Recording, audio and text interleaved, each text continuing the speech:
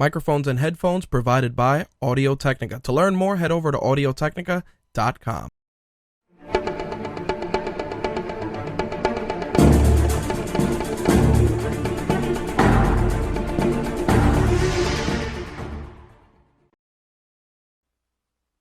Hey guys, what's going on? This week's episode 260 of My Take Radio, had audio and video. Unfortunately, after we finished the broadcast, the video file turned out to be corrupted. So, unfortunately, this will be an audio-only broadcast. Again, the video file got corrupted, so this video, well, quote-unquote video, is a audio version of the show with, obviously, the MTR logo. So, you can continue to listen here on the YouTube channel, or you can listen via iTunes, Stitcher, and TuneIn Radio. My Take Radio will be back on air December 17th and 18th for the final shows of 2014. Enjoy episode 260. If you have any questions or concerns, drop us a line at My Take Radio on Twitter, at Rage_Works on Twitter. And of course, feel free to visit our fan pages if you got any questions or if you want to know the rest of the broadcast schedule. Enjoy the show, guys. The views expressed on this episode of My Take Radio do not reflect the views, thoughts, or feelings of the My Take Radio staff, My Take Radio advertisers, or My Take Radio content partners. Listener and viewer discretion is advised.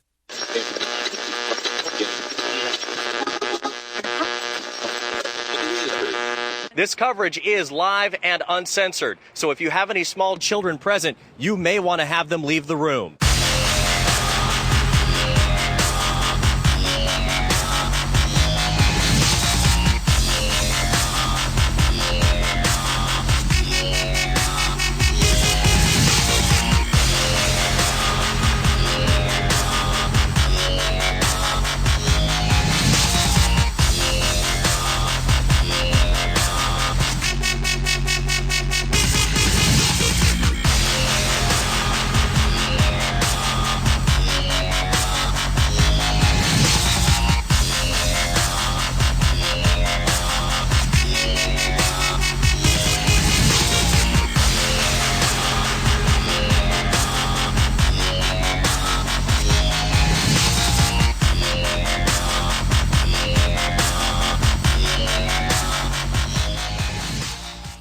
Hey, what's up, guys? My Take Radio, episode 260, airing live Thursday, December 11th, 2014. I'm your host, Rich, and our caller number is 347-324-3541. Again, that caller number is 347-324-3541.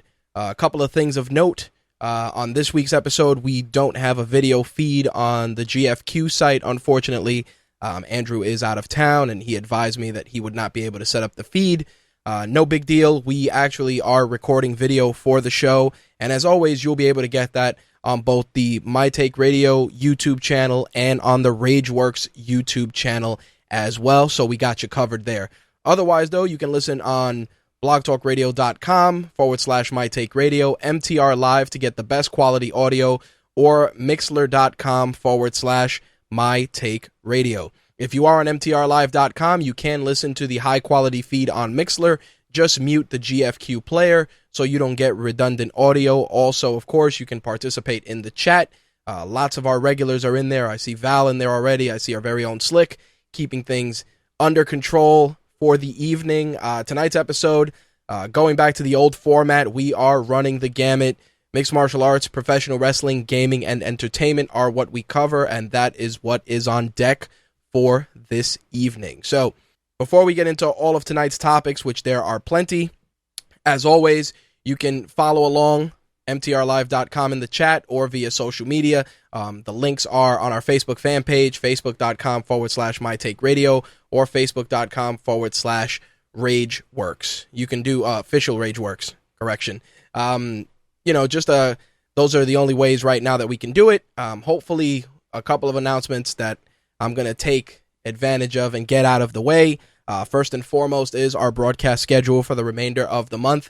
The last episodes of My Take Radio for 2014 will be airing on December 17th and December 18th. December 17th, of course, MMA and wrestling, December 18th, video games and entertainment, and we will wrap it up for the year. We will continue, of course, putting content up on mytakeradio.com, rageworks.net, etc., as usual. So that's one thing that we will continue to do. A lot of great content has been put up on Rageworks already.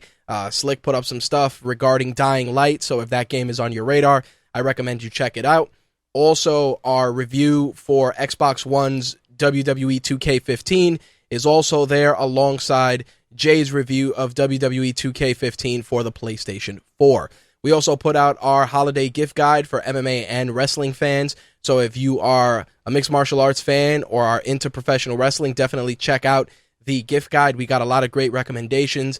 Shout out to shopround5.com, East Coast MMA, and all the other great companies that provided suggestions for us to share with you guys. We got one more gift guide that's going to be published this weekend. That's going to be comics and collectibles. A lot of great stuff there. We're going to throw a couple different graphic novels and a couple of other things that we are working on. So if you are interested in that, be on the lookout for that this weekend. Plus, we are going to have a live blog for the TLC pay-per-view. It's already been established. The Rageworks team will definitely be handling that, so definitely join us Sunday night as we live blog the TLC pay-per-view. Speaking of live blogs, I got to definitely throw shout out to Val and to Danny from Royal Flush Magazine for handling the live blog duties for the Video Game Awards. A lot of great commentary. I actually went through most of it, and I got to say, Slick, you did a tremendous job. Definitely got to give you kudos for that. And, of course, Danny from Royal Flush Magazine, one of our partners, they continue to deliver amazing content. Look for them. Give them a follow. They got a lot of great stuff for you guys as well. Before we close out 2014, we are going to give out some gifts. I got a couple of things in the MTR prize closet.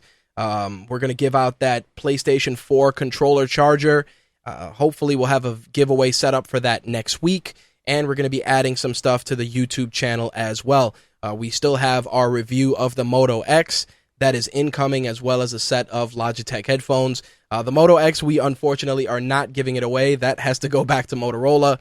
So as for the Moto 360, that's also going to go back as well. But I will say that I have enjoyed my time with that watch. It's definitely kick-ass. So if you're in line for a smartwatch, check out our review of the Moto 360. I think you'll enjoy it, and especially, obviously, if you're an Android user and want to get away from the Samsung ecosystem, I definitely recommend the Moto 360. All right, so there was one bit of news I wanted to say for next week's show, but given that we were behind the 8 ball not doing a show yesterday, and I'll get into that in a moment, I figured I would let you guys know in probably by the end of January 2015, I am going to merge mytakeradio.com officially with rageworks.net. Everything is going to get merged. We're going to have one site.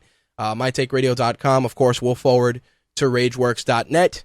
And also mtrlive.com will forward to the live show page that will be on rageworks.net as well.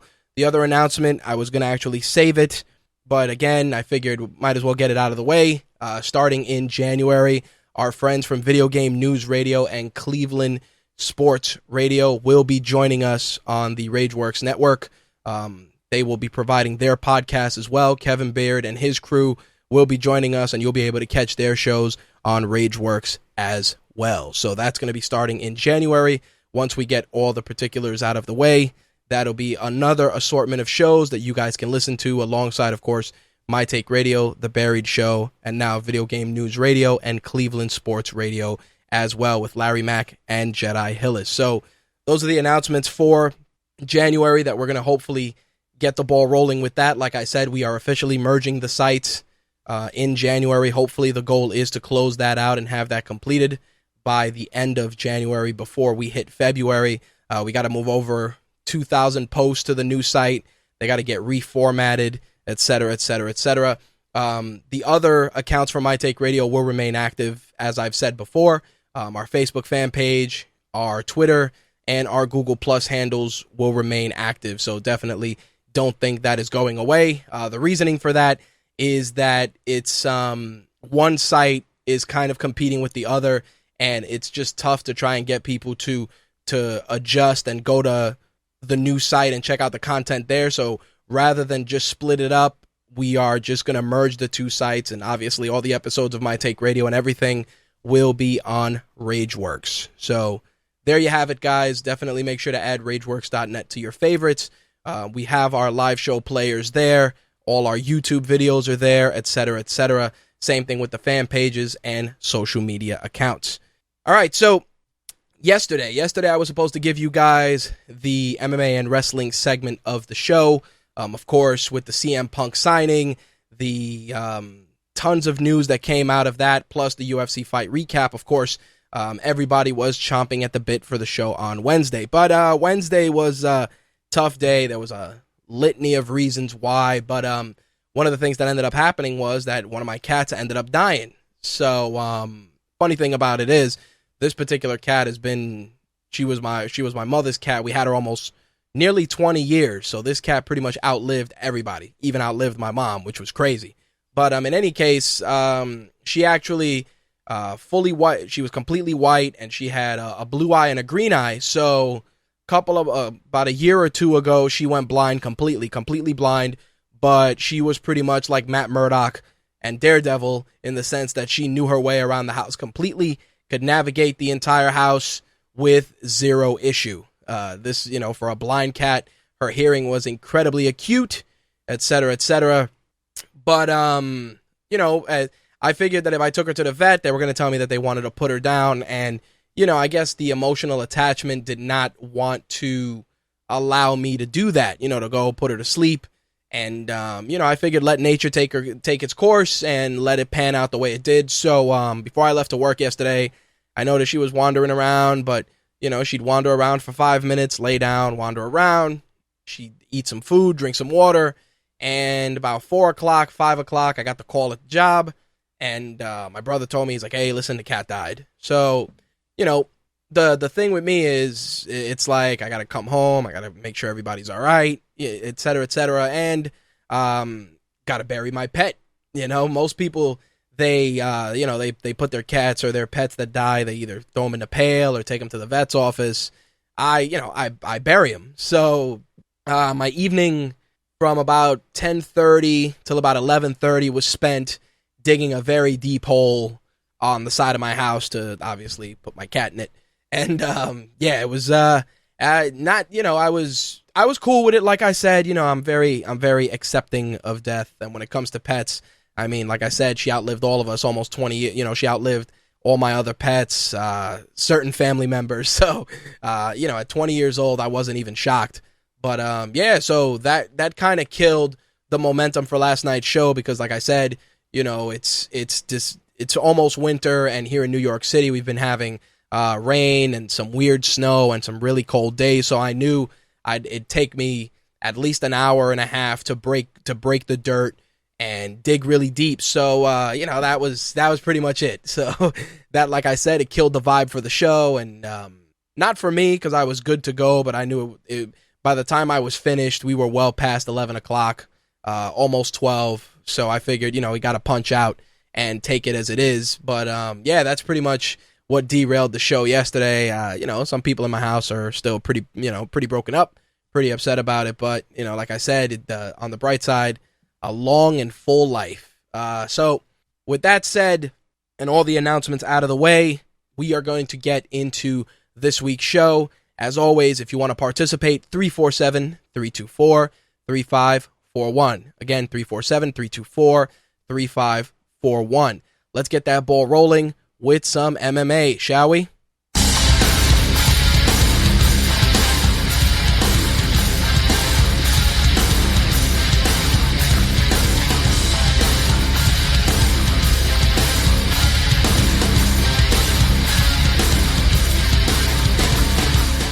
My Take Radio's MMA segment is brought to you by MMA-Warehouse.com. Get all your favorite fighter gear, fighter t-shirts, gis, rash guards, training masks, you name it. Hit up our friends at MMA-Warehouse.com. As always, you can find their banners on MyTakeRadio.com and on Rageworks. Click those, use the promo codes, get a little shopping done for the holiday season, and of course, all your purchases done through the banner ads actually help My Take Radio improve and add new gear and equipment. So, the biggest thing this week, of course, is going to be UFC 181. First and foremost, 2 title defenses. Johnny Hendricks, Robbie Lawler, Anthony Pettis, and Gilbert Melendez squared off. The welterweight title was on the line for Johnny Hendricks and Robbie Lawler, and of course, the lightweight title was on the line with Anthony Pettis and Gilbert Melendez. Also on that card, on the main card, Travis Brown squared off against Brendan Schaub. Todd Duffy made his return back to the UFC, taking on Anthony Hamilton, and Tony Ferguson squared off against Abel Trujillo. Also, the main event for the prelims, Uriah Faber squared off against Francisco Rivera, and Eddie Gordon, New York's own, took on Josh Salmon. Also, Corey Anderson, Justin Jones, and Ashley Evans Smith took on Raquel Pennington. We got a lot of MMA on deck this week, too, with the Ultimate Fighter finale. The ladies square off to crown the new strawweight champion. In addition to that, we got a fight card on Saturday with Alistair Overeem facing Stefan Struve, and a ton of other great fights. Plus, like I said earlier, TLC on deck for Sunday. So, let's get into UFC 181, which, like I said, had a tremendous amount of implications, plus a rather historic announcement, which some people feel that that announcement changed the landscape of how MMA and pro wrestling have synonymously been hand in hand. Others are upset about the announcement. Others are looking forward to it. And of course, there are those that are non-committed. But I'm going to break that down, and we're going to get into that momentarily. But let's talk about the fights. The women squared off. Ashley Evans Smith took on Raquel Pennington. Very, very solid fight. Both ladies going in there, putting on tremendous work. I will say Raquel Pennington is a pleasure to watch fight. I've seen her fight before, and Ashley Evans Smith was not playing, super aggressive. Definitely a back and forth round in the first round, with Evans Smith getting the better of the exchanges. But round 2, it was weird that Ashley Evans Smith she got tagged, and just as she got tagged and round 2 was about to begin, Ashley Evans Smith was unconscious. Raquel Pennington won via technical submission with a bulldog choke. It was crazy to see how that panned out, but the fight itself was incredibly entertaining. Like I said, Ashley Evans Smith definitely the aggressor up until the end of that round, when Pennington took her back, went for the choke, turned it into a side headlock choke, and when the bell went, I thought that Ashley Evans Smith was saved, and that was not the case. She was out cold. Definitely, like I said, a beautiful submission. Definitely a great performance by both ladies. Raquel Pennington, though, definitely no joke. Now, I got to talk about Eddie Gordon, Josh Salmon. Eddie Gordon, of course, coming out of the Ultimate Fighter, New York guy. Got to root for the guys that come out of New York City, especially because we're such a hotbed of MMA and we don't even have it sanctioned here. But in any case, Eddie Gordon went in there. Definitely a really good first round against Josh Salmon. Good positioning. Great stand-up from Eddie Gordon. Round 2, I thought, was going to go the same way until Josh Salmon landed a nasty head kick, and Eddie Gordon was out cold. It was a nasty knockout. Josh Salmon got that KO via head kick in about 3 minutes in the second round. Again, solid performance. No Eddie Gordon, he can keep his head up. He just got caught out there. Incredibly talented guy out of New York.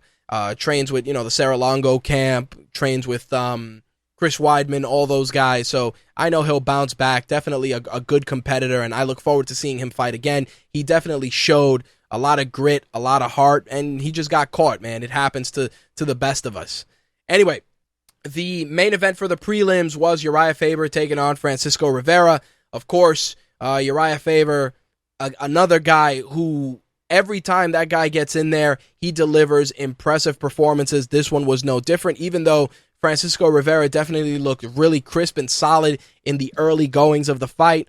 In round 2, Uriah Faber definitely turned it up, started working the jab, flashing the jab, and all of a sudden he grabbed the bulldog choke on Francisco Rivera and just took him out, put him to sleep, and solid performance. The crowd was really into it. One of the reasons that a lot of people had an issue with this fight was because of the eye poke from Uriah Faber, and they were saying that the eye poke led to the submission.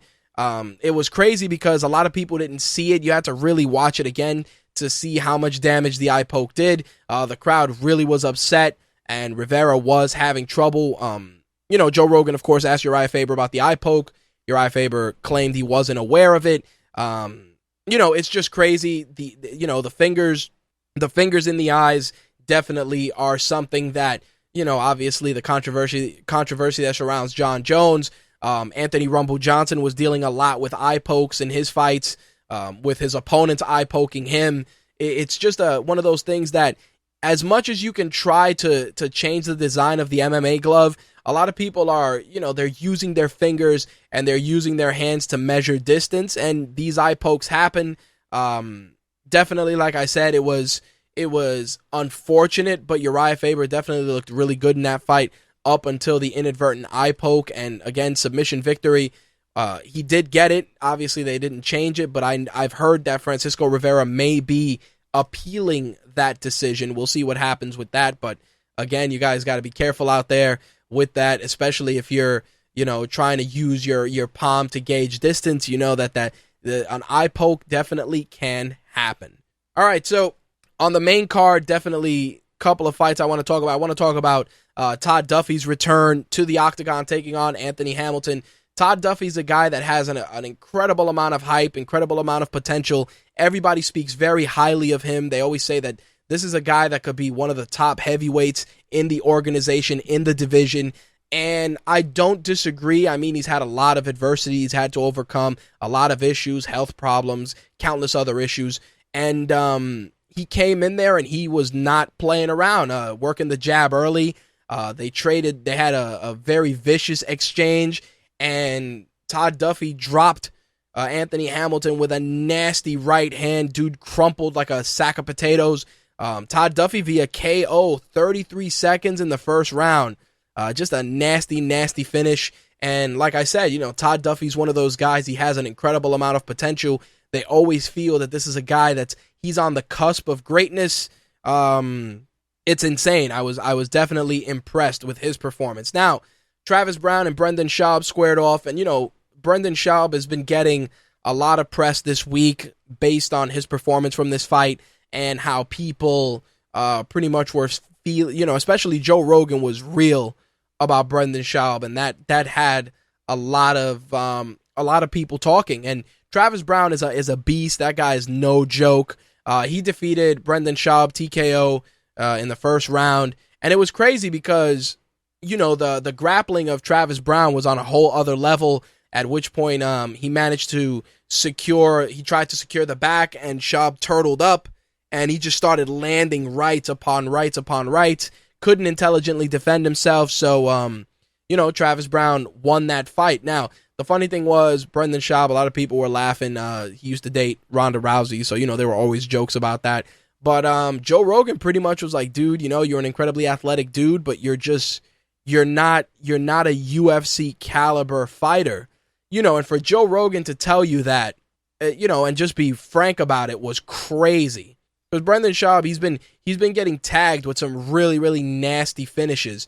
He's been knocked out and stuff like that. And Joe Rogan was putting it in perspective, like, dude, you got to think of your life and a family and everything. And you've suffered some nasty losses. You got to reevaluate. Maybe this isn't a sport for you. And when Joe Rogan is dropping that kind of science, it's crazy. I mean, Brendan Schaub, he's been on the show, and he seems like a smart, intelligent guy, incredibly athletic, but maybe this is it. Maybe it's just the evolution of the sport, and maybe it's not for you. I mean, no, I'm not going to be the person to say, hey man, you should hang it up or you should not hang it up, but I also got to look at the fact that long-term effects down the road with some of these nasty knockouts, you got to protect yourself at all times, and even you got to protect your future. I mean, that's one of the reasons that guys like Chuck Liddell were kind of pushed to retire, because you get caught with one or two nasty soul-breaking knockouts. It's going to affect you mentally. Maybe not right now, but definitely down the road. And we've seen a ton of great professional boxers that have been dealing with after effects of just just constant trauma. And on the MMA side of things, you have to take into consideration that it's 4-ounce gloves, 4 ounces. And that opens up the possibility of just more trauma because there's less padding to protect, the head and the body. And especially if you've been getting knocked out with head kicks, that's different because, you're getting hit with the shin, one of the hardest bones in the body. So these are things to take into consideration. If you guys want to check out that Joe Rogan interview, it's definitely floating around on YouTube and on a couple of other sites. It's very, very, it's heartbreaking, but it's probably the realest shit that I've heard Joe Rogan say. And I definitely, if you're an MMA fan and you're a fan of the sport in all aspects, I recommend you check that out.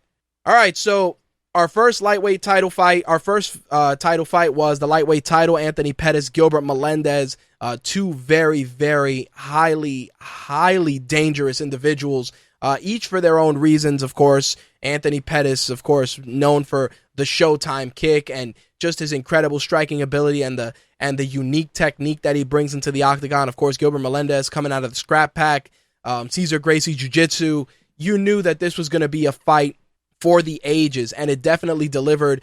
Gilbert Melendez was an aggressor early on, really trying to work in the ground game.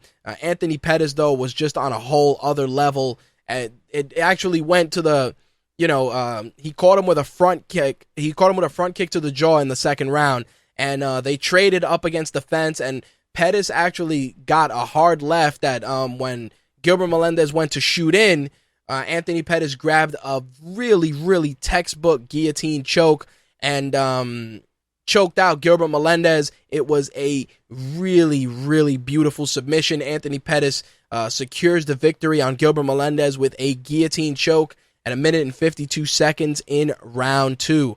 Of course, a lot of people were saying that the long layoff was going to hurt Anthony Pettis, but the dude came in there ready to rock and roll. It was a solid performance, and definitely no disrespect to Gilbert Melendez. Gilbert Melendez is just a really talented guy. I really grew to appreciate him as a fighter during his tenure coaching this last season of The Ultimate Fighter with the ladies. You could see he was just a real chill guy. He knew his technique. He tried to, he definitely tried to impart a lot of wisdom on the ladies, and I actually became a fan of his style because he was so laid back. Like he, like anything else, he approached it very, very, not nonchalant, but he just approached it with a very chill vibe. And, it's very cool. Again, props to Anthony Pettis, of course. The guy's been riding a wave of success lately, between his successes on The Ultimate Fighter, being the first mixed martial artist on the cover of a Wheaties box, which is amazing. And now, of course, defending and retaining the UFC lightweight title. It's been a great year. It's been a great 2014 for Anthony Pettis, and I'm definitely looking forward to 2015. Now, the big one, Johnny Hendricks, Robbie Lawler. Of course, Robbie Lawler's story goes back to the Strikeforce days. This is a guy with incredibly vicious striking, a talented fighter who I've been watching with much interest. He goes in there and he just puts on some violent display of stand-up, and him and Johnny Hendricks, you knew it was going to end violently in some capacity. And definitely the fight did not disappoint. Not the violent ending that we expected, but the fight did go the full 5 rounds. Definitely a very, very back and forth fight with an unexpected result for once. Usually when fights end in decision, it usually favors the champion. But this was not the case. Robbie Lawler is your new UFC welterweight champion after a split decision where the judges scored at 47-48, 48-47, and 49-46. Definitely close. I mean, it was a crazy fight, but that scoring definitely bothered me, especially the 49-46, just because round 1 was incredibly close. And, Robbie Lawler definitely was really, really aggressive in the 4th round. A lot of great flurries on his part, but, it's the first UFC title that goes to American Top Team. Definitely congrats to Robbie Lawler. The guy, like I said, he's been on this journey a long time. It was a tremendous, tremendous fight. Again, I definitely enjoyed it. Plus, we can definitely get another fight out of these guys just because the crowd was electric. Everybody was hyped for this fight, and I really, really enjoyed it. And like I said, there's money always in the rubber matches. So with that said, let's get into the fight bonuses. $50,000 were handed out. Anthony Pettis took Performance of the Night. Josh Salmon took Performance of the Night. Sergio Pettis and Matt Hobart took Fight of the Night honors. As for fight paychecks, there was definitely a lot of cash given out. Robbie Lawler made $220,000 for his performance. That included a $110,000 win bonus. Johnny Hendricks made $150,000. On the lightweight title side of things, Anthony Pettis made $200,000. That included a $100,000 win bonus.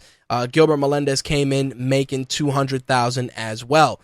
Travis Brown made $100,000 for his trouble making work of Brendan Schaub, who made $32,000 for his performance. Todd Duffy took $20K to Anthony Hamilton's $10K.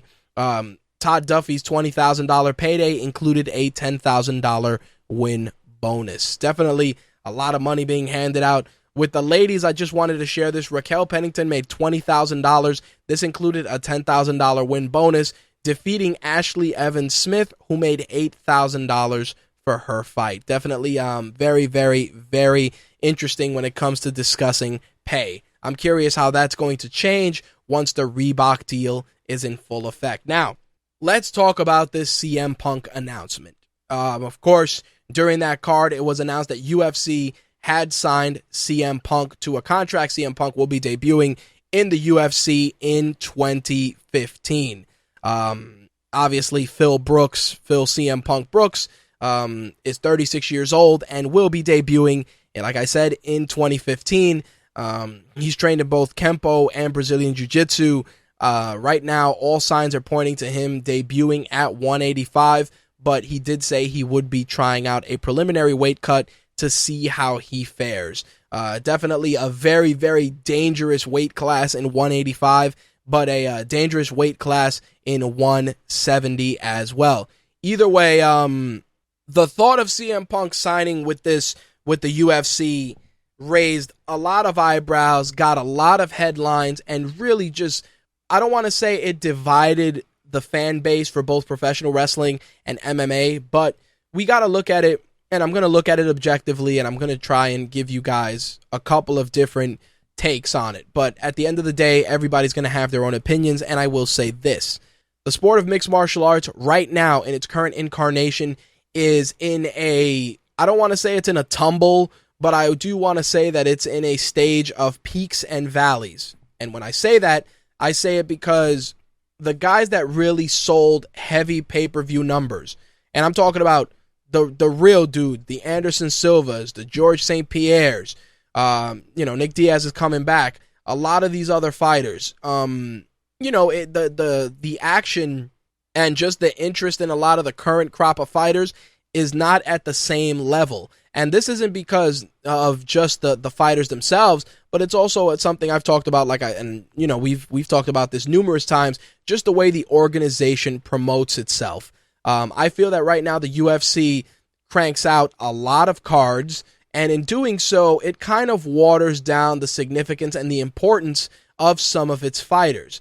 The addition of CM Punk doesn't hurt the company in the least, and the reason I say this is because, like anything else, the guy is red hot right now. This is a guy who hasn't been on television in how long, yet the crowd continues to chant his name to this day. Even after the Colt Cabana interview, which pretty much divided the wrestling community as to how he left the company, everybody was talking about it. It was everywhere.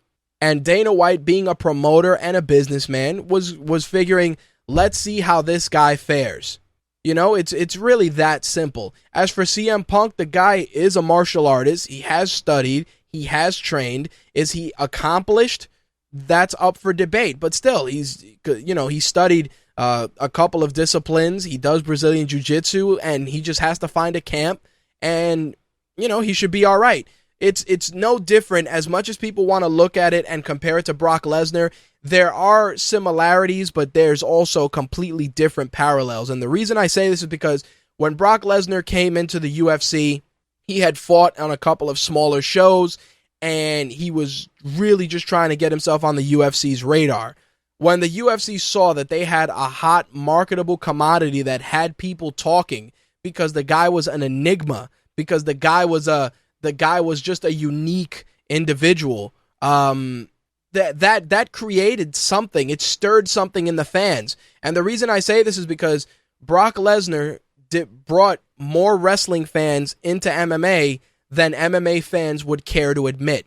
I know plenty of guys that started watching when Brock Lesnar fought because, like I said, the guy is an enigma. This is a guy that had, an incredible college wrestling background and was just a freak of nature that could do anything he applied himself to. I mean, yeah, he tried out for the NFL. He didn't do it. He didn't make it. But still, it takes a special kind of athlete to be able to walk on and try out for the NFL and make it onto a squad with the Minnesota Vikings. Any way you slice it, good, bad, or otherwise, you can't take that away from him as an individual. In CM Punk's case, you have an individual who has incredible mainstream appeal, incredible popularity, and is in a way a guy that you can market effectively because he knows how to manipulate not only the crowd, but also the press. As much as people hate to admit it, CM Punk knows how to game the system. The guy is a seasoned veteran from the independents and the WWE. And Dana White sees that opportunity. Plus, everybody that's complaining that he's going to get his ass kicked is still going to tune in to watch him get his ass kicked. These are the facts. And just that alone, it validates exactly what I said, that Dana White is using the Vince McMahon school of thinking. He was. He signed a guy that's incredibly popular. He got him a multi-fight deal. He may get himself a decent opponent. And when he gets that opponent, if he wins, it's great because it's going to raise his stock in the company. It's going to get people to take notice, and everybody's going to be talking about it. If he loses, then, of course, there's always the stigma, oh, this is what happens when pro wrestlers come into the UFC. They get exposed. But we can't make assessments on how CM Punk will fare as a competitor without giving the guy the opportunity. I saw a lot of people on Twitter and Facebook all broken up about it and really just voicing their opinions in ways that, listen, I'm gonna really just be real with you guys. Wrestling fans are very protective of wrestling as a genre. They value it. They covet it. They want to protect it. They don't want people speaking terribly of it because it's a pastime and it's something that's near and dear, whether it's for emotional reasons or, memories of our childhoods, or maybe it's that you were a wrestler at one point and you just connect with the sports entertainment vibe. Whatever the case may be, the wrestling community is very, very, very tight-knit. And, we all fight amongst ourselves. We all debate about our favorite wrestlers. But at the end of the day, it's something that is of entertainment value. And as an entertainer, there's always that question that, and we've talked about this. We've talked about it, whether it's on message boards or with our friends. We've always talked about, hey, if this wrestler fought in the UFC, or if this wrestler fought got into a real fight, how would he do? We've always talked about that, whether it's guys like The Undertaker or Triple H or Stone Cold Steve Austin. We've always talked about it at some point in our lives or another. And besides, there's a lot of guys in the professional wrestling industry that they're not mixed martial artists, they're not trained fighters, but they're just badass fucking dudes that'll go out there and put a beating on people. I mean, if you listen to some of the Iron Sheik stories or some of the stories from some of these other wrestlers, it'll blow your mind. And with that said, the people that are upset about what's been happening with CM Punk, they feel that CM Punk was their thing. And when I say that, I say it not from a claiming perspective, but just from the perspective that this is a guy whose career many of us have followed, from Ring of Honor to TNA to WW to ECW to WWE. We've always followed this guy's career. We've always appreciated what he brings to the table as an entertainer.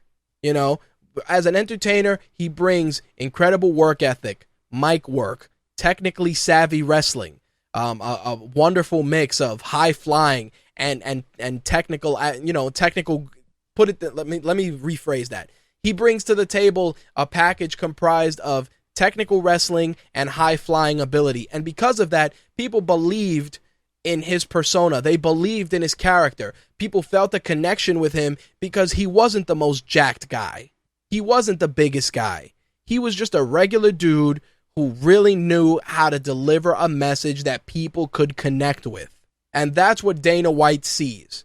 Dana White sees a guy who, is a believer in the straight edge lifestyle. He sees a guy who's able to speak to the press, but is also able to connect with the fans. And on top of that, he sees dollar signs because there's going to be a litany of guys that are going to want to fight him, either to expose him as a phony or a fraud, and I say that in quotes, or to make a name for themselves as being the guy that defeated CM Punk. That's it. And with that said, there's been countless guys that have been making challenges on Twitter, on Facebook, on various social media accounts, and a lot of people, everybody's jumping in. Let me stop myself 1 second. Val in the chat says CM Punk might even teach a couple of the guys on the roster how to be more marketable. There's your fucking answer right there. That's exactly it. There's guys, Robbie Lawler, your newly crowned champion, sent out a tweet. He said, CM Punk, if you want to come down to American Top Team, I know what it's like for people not to believe in you. We got you. Like, there's a lot of fighters that are inviting CM Punk to their training camps to come down and help him get ready for this next stage of his journey. And the fact is that we won't know how he's going to do until he steps in there. And I can't sit here and pass judgment on a guy because I've never stepped into the octagon. Yeah, I've put on a pair of 4-ounce gloves and I've hit a heavy bag. And, I've done practice and sparring and all this stuff, but it's a different environment. For you to wake up, cut weight, step on a scale, and close that cage door and find out if you're a better man than the guy across from you, there's a select group of people that can really dial it in and do that. And those guys either they nut up and they go and they do it, or they just talk about it. Simple as that. The guy at 36 years old has an incredible amount of factors against him, but he does have certain things that a lot of guys on the roster right now do not have. That's marketability, the ability to work the media, the ability to get mainstream press. I mean, the guy got interviewed by Rolling Stone a couple of days after his announcement. Interviews with Ariel Helwani. He was on Fox. He was all over the place. All because of these simple words. CM Punk signs with the UFC. Change the landscape. People are going to say, oh, it wasn't that groundbreaking. It wasn't that important, but it was. And the reason it was because this guy created his persona, owned his persona, walked away from a company that could have paid him hundreds and thousands of dollars to put his body on the line. He turned it all away to just go home, And the UFC said, hey, you're going to come here and we're going to see how well you do. And the funny thing was, he was supposed to be announced in that big deal a couple of weeks back where the UFC had all their champions and all this stuff. He was originally going to be announced. The signing was going to be announced there. And of course, there were some issues that had to be resolved, but obviously, he is now a UFC fighter. Now, the funny thing was his WWE Facebook page got deleted, etc., etc. And, a lot of wrestlers are really... The funny thing is that there's wrestlers that are upset about some of the stuff he said in the interview. A lot of guys are bent out of shape. A lot of guys feel that, CM Punk was, sour grapes. He was very bitter.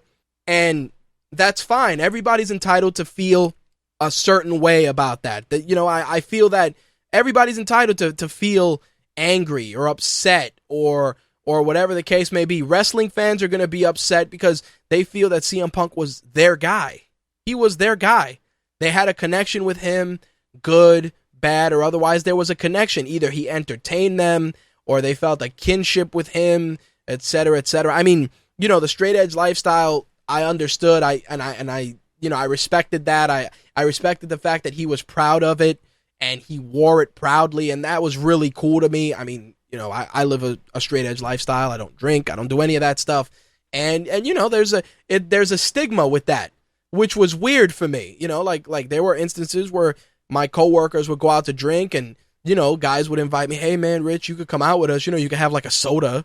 Like it was always like something. It was always, yeah, okay, Slick. You know, it was always that type of a thing. So when I used to watch his old videos and early on in his career, and he'd go out there and he'd use that as part of his character, like, you know, I'm straight edge and I'm better than you. It was pretty cool, you know, and that was one of the things that made me a fan. Now, to go with some of the views in the chat, some of the commentary, Slick asked, will it be a contractual issue if AJ comes to the octagon with him? AJ will probably be in the crowd.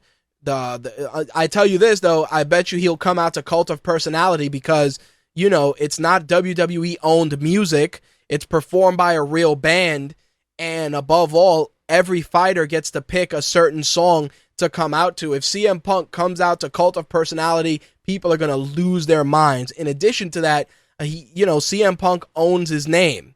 So he can fight as CM Punk. Phil CM Punk Brooks. It can happen without any problem. The guy knew what he was doing. And again, this is going to be a true test as to where he stands in history. Is he going to be the bitter guy that walked away? Or is he going to be the guy that walked away, went to the UFC, got in the cage, and found out that as real as it gets is as real as it's going to be? It's definitely an interesting concept. Val says, CM Punk did what was right for CM Punk. If it was right or wrong how he handled it, who are we to say? But see, that's what it is. What to go with what Val said, who are we to say? The fans are going to be the ones that are going to be very vocal about it because, like I said, there's a kinship there. Either we love to hate him or we want to cheer him, but wrestling fans feel like, hey, that's our guy, you know, and now he's your guy. And that's crazy. I've seen it already. I've gone to Squared Circle, on Reddit, I've gone to a litany of different places, and it's exactly that kind of stuff. Like, you know, hardcore MMA fans are like, yo, he's going to come in here and get his ass kicked. And I say to myself, you know, Brock Lesnar, everybody thought he was going to get his ass kicked. He went in there and he took the UFC heavyweight title. Yes, he was exposed because he didn't like to get hit, but that's a totally different animal. The same could be said for a ton of these guys. Herschel Walker, you know, a legendary football player, went into the Cajun Strike Force, fought like it was nobody's business. He believed in the sport, he respected the sport, and because of that, people respected him. And I think in CM Punk's case, he's going to do that. He's going to go out there. He knows he has naysayers. He knows he's got critics. Hell, in the UFC 181 post-event scrum, when he was sitting there, people are like, yo, if you go on social media, he's like, yo, I'm not even going on fucking Twitter because I know, you know, it's crazy out there. And that's the kind of stuff that there is, you know. I respect him for saying, you know what, I think I can do this. And the UFC said, oh, you're all right, you think you can do it? Let's see what you can do. Now, obviously, there's going to be people that say, oh, well, you know, you didn't sign this fighter, or you didn't sign that fighter, or you didn't sign this other fighter, but you signed this wrestler. The reason that the wrestler was signed is because the wrestler makes people tune in. Period. You got to remember, this is a fucking business. There are times, and you guys know this, I've talked about it with Ben, I've talked about it with Slick, I've talked about it with everybody. At the end of the day, sometimes there's matches that make sense. We'll be like, hey, this guy should fight this guy. And then, you know, the next week we'll be like, hey, why is he fighting this guy? Because those are the fights that make sense from a monetary standpoint. Simple as that. Slick just wrote in the chat, Dana White is all about that money, just like Vince. Exactly. Do you honestly think that Dana White gives a shit that CM Punk did that interview with Colt Cabana or threw Ryback under the bus or this or that or the other thing? He doesn't give a shit. You know what he gives a shit about? All the fans that he has paying $59.99 to buy the pay-per-view. That is all they care about. That's it. Dana White doesn't give a shit about anything else. He cares only about wrestling fans and their money. Period. Same thing with Brock Lesnar. If Brock Lesnar wraps up with WWE in April with WrestleMania and the UFC makes a play for him and he comes back, he's going to come back and he's going to be welcomed back with open arms. Val said it. Dana likes easy promotion. That's exactly it. Dana likes the guys that he doesn't have to do anything for. We've talked about that. Doesn't he? Do you think CM Punk needs to have, a press class, or, he has to go to the camp that new fighters have to go to about interacting with the press and the media and all that? Nope. This is a guy that is already ahead of the game. So, Mortis writes, Dana should book Mickey Rourke versus Vladimir Putin in an MMA fight. People would watch that. I think he could do it. Dude, this is a guy that was on the verge of signing Fedor and Brock Lesnar, and because Fedor's management wanted to do co-promotion, the deal fell through. Nothing is impossible. Nothing. You got enough pockets, you got enough deep pockets, you got enough money, you're gonna make crazy shit happen. Simple as that. Now, I gotta acknowledge this. So, all these guys are calling out CM Punk. One of them, Jason David Frank, who many of you may know as, Tommy from Power Rangers, the Green Ranger, the Red Zeo Ranger, the Black Dino Thunder Ranger, etc., etc. Anyway, so I'm gonna put this out there.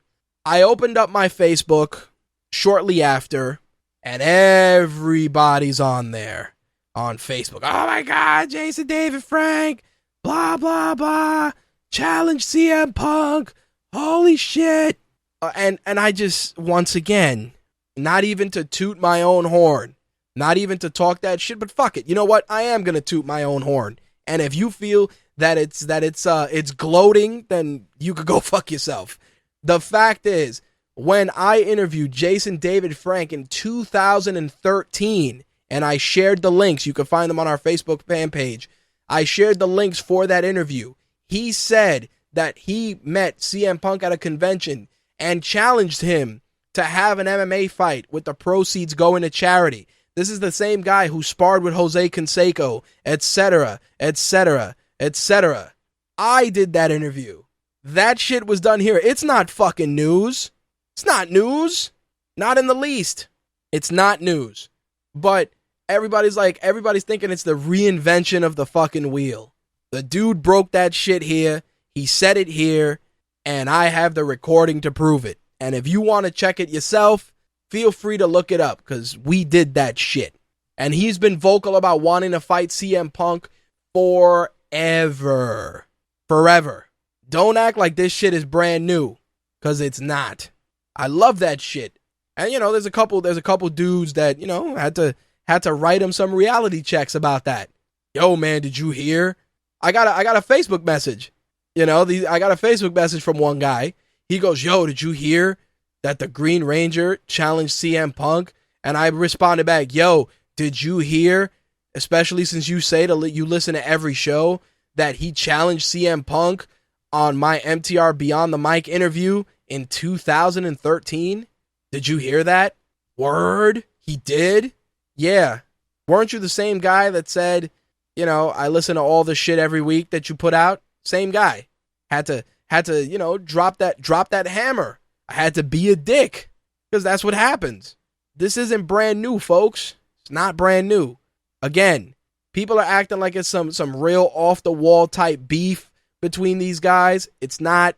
It's theatrics, it's money, and it's good business. And if you want to check out that interview for yourself because you think I'm full of shit, knock yourselves out. It's on mytakeradio.com. You can find it on iTunes. You can find it everywhere. Just saying. Anyway, Mortis writes in the chat, it's kind of funny that Dana talks so much shit on Kimbo Slice and James Toney for wanting to come to the UFC, and they both had more fighting experience than CM Punk. Exactly. But again, just like Mortis said that, you got to understand, people tuned in for that shit. Hell, I remember tuning in to watch Kimbo Slice fight. I remember it like it was yesterday. Plus, the guy said, yo, I'll do the Ultimate Fighter. Let's see what happens. That shit was legit to me. Got to give the guy his respect. Takes a certain type of person to put on those 4-ounce gloves and go in there and do the damn thing. So before we pass judgment, give the guy a shot. Let him get his ass kicked. Let him win. Either way, we are entertained. Mortis writes, CM Punk versus JDF would actually make some kind of sense in this crazy world. Yes. Yes, it would. But as I said, everything that's going around, all the stuff that's happening, all the headlines that are talking about CM Punk, who he's going to fight, who he should fight, why him being in the UFC is good, why him being in the UFC is bad, why this guy should have been signed while this guy should have been signed. Guess what you're doing?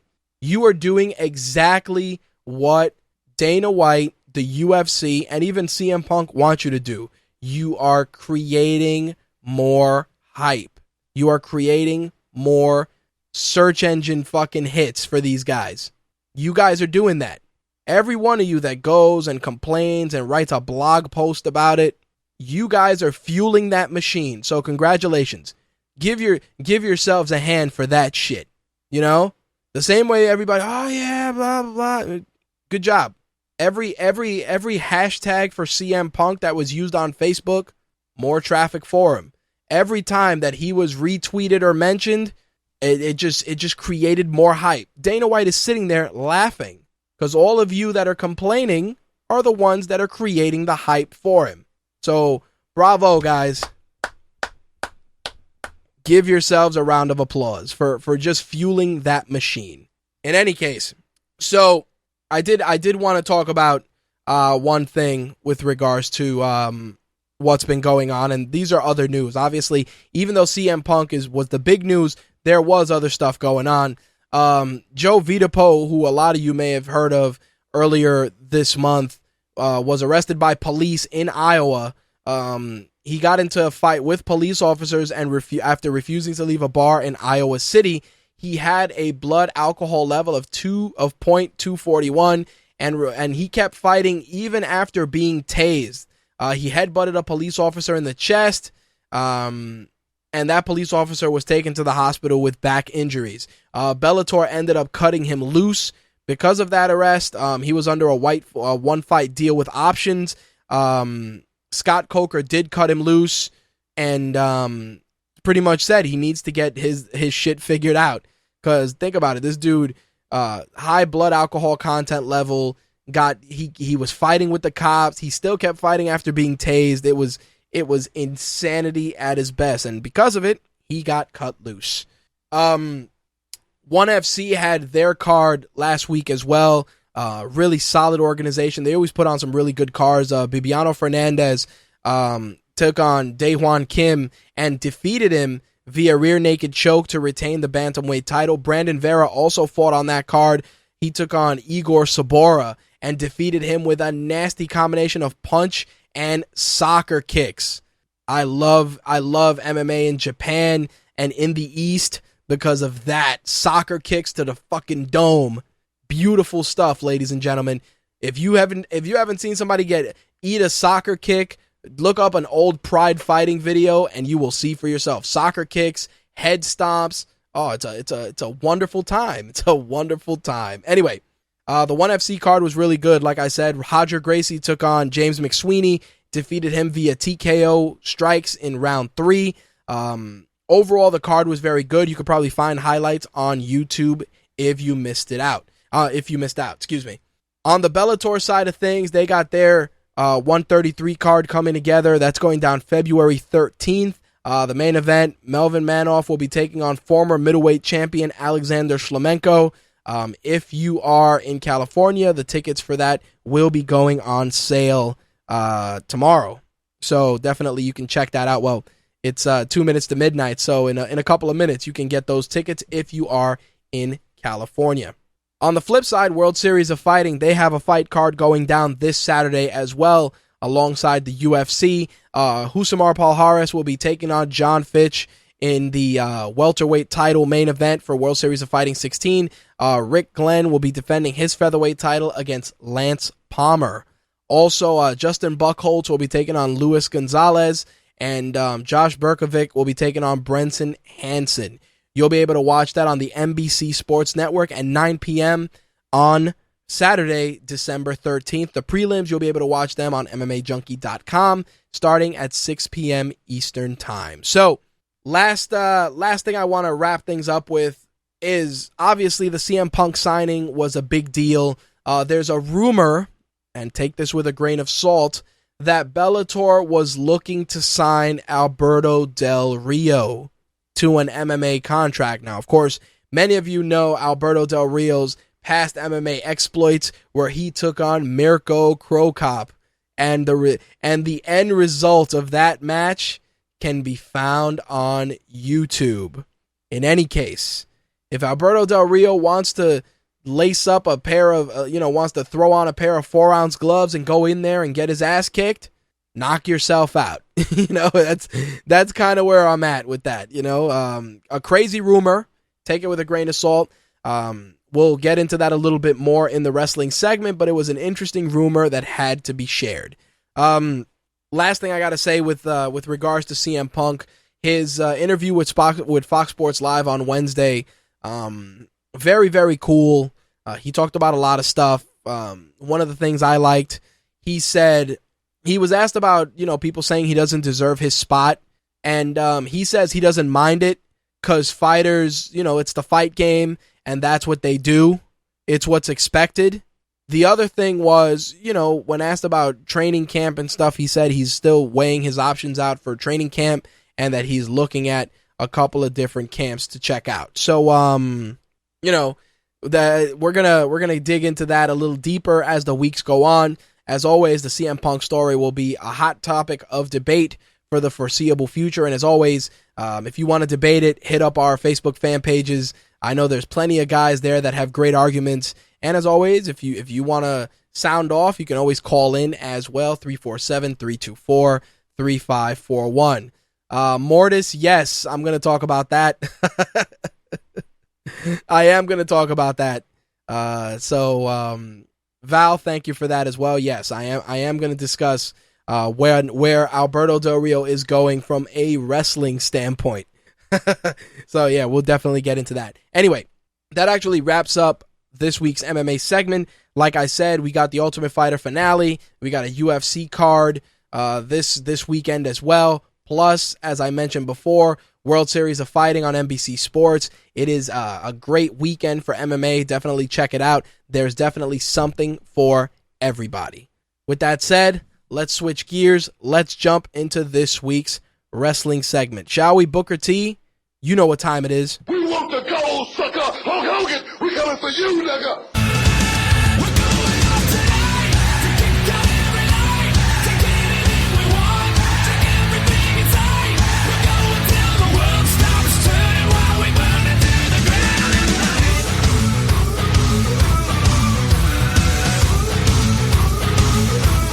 All right, My Take Radio's wrestling segment is brought to you by WWE Shop.com. Yes, that WWE Shop. As always, you can use our promo code WWE Save 10 to save $10 on orders over $70 or more.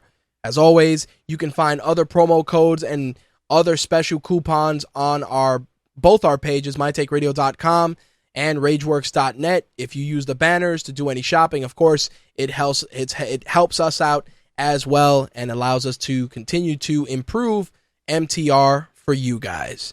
All right, so let's talk about the big one, Monday Night Raw Slammy Awards, the last Raw before TLC. Of course, we are going to get, we are going to get into NXT as well, because I did get to check out some of NXT, and I will say that, man, oh man, it was a good night. It was a good night. Anyway, so first Slammy Award they had up was the Awesome Moment of the Year. And of course, right after that, we had our first match. It was Dolph Ziggler and Seth Rollins. A surprisingly solid match. I feel that Rollins and Ziggler, given enough time and a good feud, can probably give us an incredible amount of memorable moments. It was really good. There were some slight botches, but overall, a solid match, great chemistry. Dolph Ziggler, as always, making his opponents look good. Plus, Seth Rollins, he's definitely the future of this business. The guy, he's developing on the mic week in and week out, becoming a better wrestler every match he has. And watching his development from, the Tyler Black days in Ring of Honor all the way to WWE has been a pleasure to watch. And hopefully this is a guy that will carry the company to the next level in the future. As for the awesome moment, of course, it was the debut of Sting.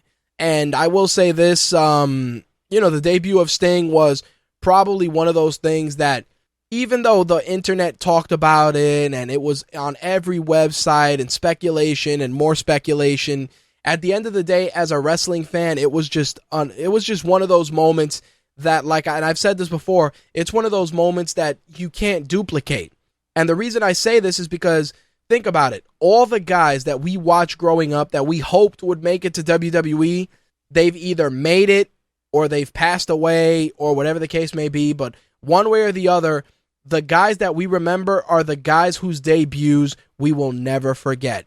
As for now, I mean, I said this before, guys like Hideo Itami, a.k.a. Kenta, Prince Devitt, a.k.a. Finn Balor, Kevin Owens, a.k.a. Kevin Steen. When these guys debut, yes, people are excited. People are, amazed. They look forward to seeing these guys. But it pales in comparison to Hulk Hogan returning to WWE and an arena just going crazy. It pales in comparison to The Rock's music dropping at WrestleMania 30 and the crowd just insane, jumping out of their seats. It's no different than that glass breaking and somebody making their return.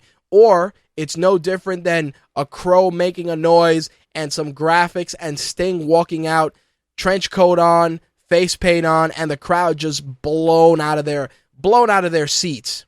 And that's one of those things that the next generation of wrestling fans will never get to experience.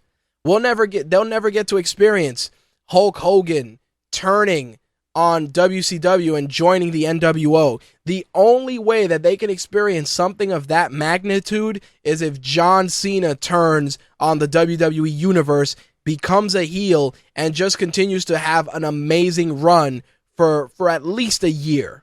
That's about the only thing that's left in terms of super, super over-the-top shock value. Sure, you could say, oh, Sting and The Undertaker having a match. That's great, but neither guy is physically at the point where they're going to give us a 5-star match. They're just going to give us a match. So, before everybody talks about, oh, the Sting debut, whatever, blah, blah, blah, take this into consideration. We will never see something of that magnitude again because those days are gone. AJ Styles debuting on WWE television, that doesn't have the same punch, like I said, as, somebody else. Sting or Hulk Hogan or something, the Ultimate Warrior, the late Randy Savage, those moments, because those were the guys that would be at a company and you never thought you'd see them at another company. Sting, I assumed, was going to wrap up his career in TNA and retire. There were always rumors he'd come to WWE, but, you never put any stock in them until he walked out and delivered a Scorpion death drop to Triple H, and everybody just fucking lost their minds.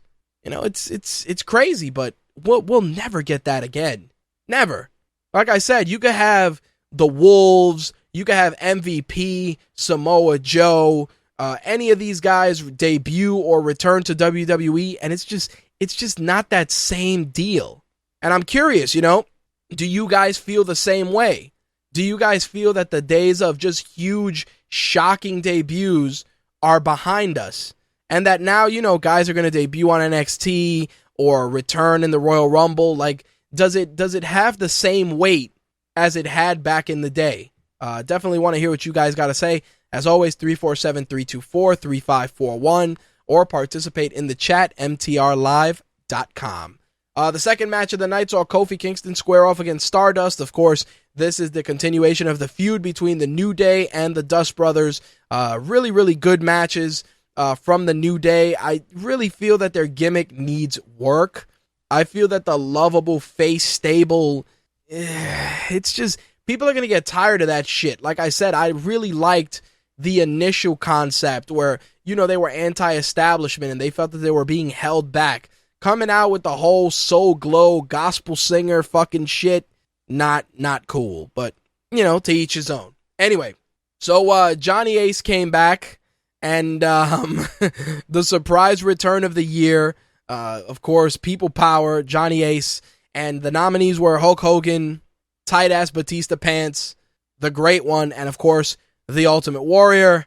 And we shouldn't be shocked with that. You know, the Ultimate Warrior winning the return of the year was just an amazing, amazing story from, you know, his Hall of Fame induction, his incredible speech the night of his induction, his incredible, memorable, haunting speech that Monday, and then his passing shortly after. It was a no-brainer at that point. Nobody should have thought that they were going to win that when the Ultimate Warrior had those magical 3 days. Nobody can ever take that away from his family, and it was a well-deserved honor. That's for sure. Val writes, if WWE stops treating established wrestlers as rookies, ECW and WCW wrestlers were treated as actual wrestlers. Well, you know what the funny thing is? Going into that, Val, it's true. You know, they want to use the rookie mentality because they want these guys to know, and they want them to feel that when you come into WWE, whatever career you've created, whatever fanfare you've established, that shit gets rebooted to zero. Now you have to get over with whatever personality you get saddled with. And so far in NXT, they've been doing a great job. You know, El Generico to Sami Zayn, great story. Pac to Adrian Neville, great story. Kevin Owens to Kevin Steen, Kenta to Hideo Itami, Prince Devitt to Finn Balor. You know, so many guys. You know, there's so many guys that are established elsewhere, and the minute they debut, you know, as rookies in NXT, it's basically, like I said, you're starting from zero. You're cleaning the slate and starting over. But the beauty of it is that these guys, their fan bases are there, and they really do give them the edge over the guys that are there that are established. Do you think that a guy like Hideo Itami, or a guy like Finn Balor, or a guy like Prince Devitt, or a guy like Adrian Neville or Sami Zayn, that those guys are going to have it easier than, say, Bull Dempsey, Mojo Rawley, CJ Parker, The Ascension, even Sin Cara, new Sin Cara now. Those guys have to work twice as hard because the guys that are in those spots are established elsewhere. You think a guy like Baron Corbin, even though he has a great look and they're really trying to push him, is going to have the same level of fan interaction as a Hideo Itami or as a Kevin Steen / Kevin Owens? You think that's going to happen? Not in a million years. I'll tell you this. If Samoa Joe came to NXT, he would be over 5 times faster than the guys that are over now that started as quote-unquote rookies. Simple as that. A team like the Wolves would come to NXT and be over faster than, you know, the Vaudevillains, even though I love those guys. The Vaudevillains are an amazing gimmick. Everything about them is unique, it's fresh, it's different.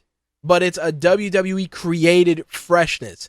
And while it is great, a team like the Wolves, or, you know, another established tag team from, you know, the Young Bucks, another great example, they would make their way into the organization and they would be over like this immediately. You know, Christopher Daniels and Kazarian, even though they're a little older and a little bit more established, those guys the crowd would get into faster. Because that's just the way the nature of the beast works. Val says Joe would eat the scenery in NXT, WWE, etc. Dude, the intensity that Samoa Joe exhibits in his promos, the level of technical wrestling and high-flying ability for a guy of that size, it's unheard of. He would be over in a matter of weeks. The crowd would go nuts every time. You know, as long as they don't give him a Polynesian fire-breathing dragon gimmick, we're good. As long as they don't make him a guy that comes out with Samoan face paint and wears a grass skirt and a puka shell necklace, shouldn't be a problem. Anyway, so I want to talk about Charlotte's Raw debut against Natalya. Very, very good match. And a lot of people were saying, oh, you know, why didn't Charlotte get the victory? And Natalya did. While Charlotte is over and she is the NXT Divas champion, at the end of the day, she is a rookie. And the way that you have the promising rookie come in is to have a great showing against an established veteran. I felt that the match could have gone a bit longer, but it's a good way to connect Charlotte with the WWE universe.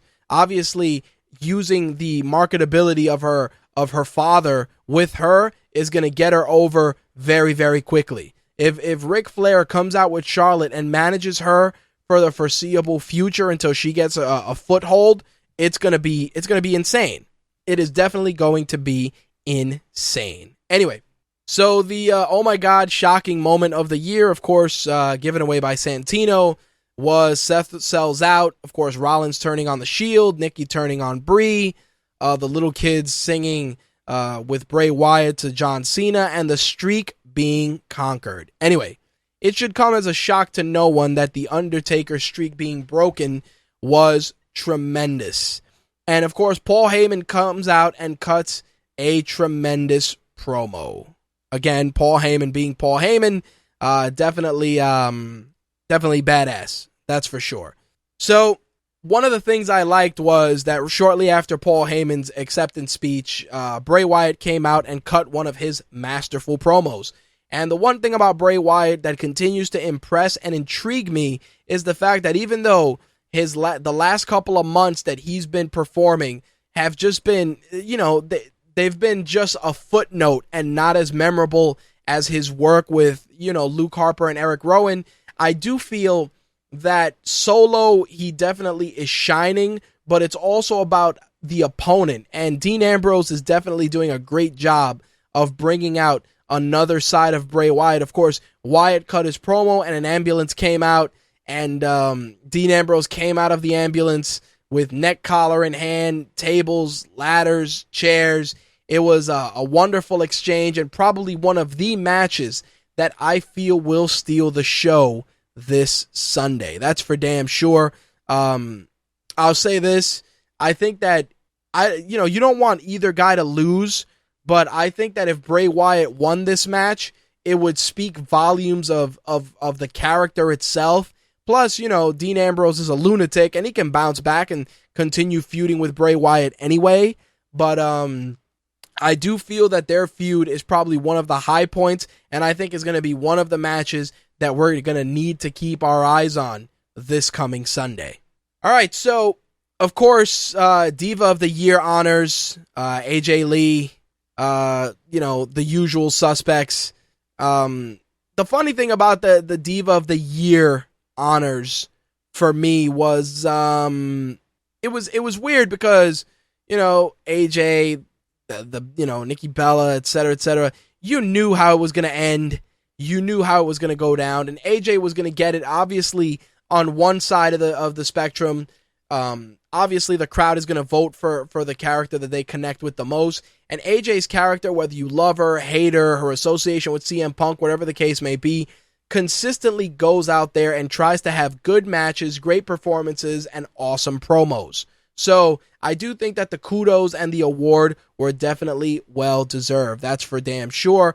The way that she cut her promo and her awards acceptance speech, and she put over, talents like Emma and Charlotte and Bayley and Paige. It was definitely a class act. It was a good way to do it. And obviously there's a lot of rumors floating around that AJ may be done with the company sooner rather than later. But at the end of the day, I do feel that she was probably one of the high points in a division full of Total Divas cast-offs. I'm sorry to say it. Other than her, maybe Paige, Natalya, the women's roster right now is in incredible disarray. It's definitely not full of the competent, stable, and very, very well-versed hands that it used to be back in the day. But hopefully, with wrestlers like Bayley and Charlotte and Sasha Banks, the division can get back to prominence. Like I said, it was a well-deserved honor, and it couldn't have gone to anybody better. All right, so Luke Harper and Eric Rowan squared off in a singles match, which I honestly thought that this was a match that probably would have made a good pay-per-view match at some point. But either way, they wanted to give it away on Monday Night Raw. The match itself was all right, typical big man style. I will say that in terms of in-ring ability and just the ability to work a match, I do feel that Luke Harper is definitely the better hand. But I will say that Eric Rowan has a tremendous upside as well. I mean, what Harper's ring work and just the way he plays his persona is so well executed that for me, I do feel that Harper, if he continues on the road that he's on, he can become the next big monster heel in the same vein as Kane or just a scary individual. But he's going to need good feuds and good matches to definitely keep that established. Definitely a talent to watch for sure. All right, so the LOL moment of the year, Mr. T's Mother's Day message, WLC, Sandow as the stunt double, and Vicky Guerrero throwing Stephanie McMahon into the pudding. It should come as a shock to no one that Damien Mizdow, aka Damien Sandow, would win the honor. And of course, The Miz comes out and delivers a stellar promo, just pretty much taking the spotlight completely away from Damien Mizdow, which of course is just going to continue to fuel the seeds of dissension and fuel the fire that will lead to the inevitable, eruption of their team, and of course solidify Damien Sandow as somebody more than a guy that says you're welcome. So we'll see what happens. I definitely like where they're going. I like how Sandow continues to just add little subtle touches to his character and continues to make it effective and workable week in and week out. So, Alexander Rusev, well, let me correct myself. Let me not even use his full name, Rusev, even though he was Alexander Rusev at one point. Rusev comes out, kills kills Zeb Coulter, leads to Jack Swagger coming out going crazy, and obviously the setup for TLC, Swagger against the U.S. champion Rusev for Zeb Coulter's honor, or whatever the hell that may be.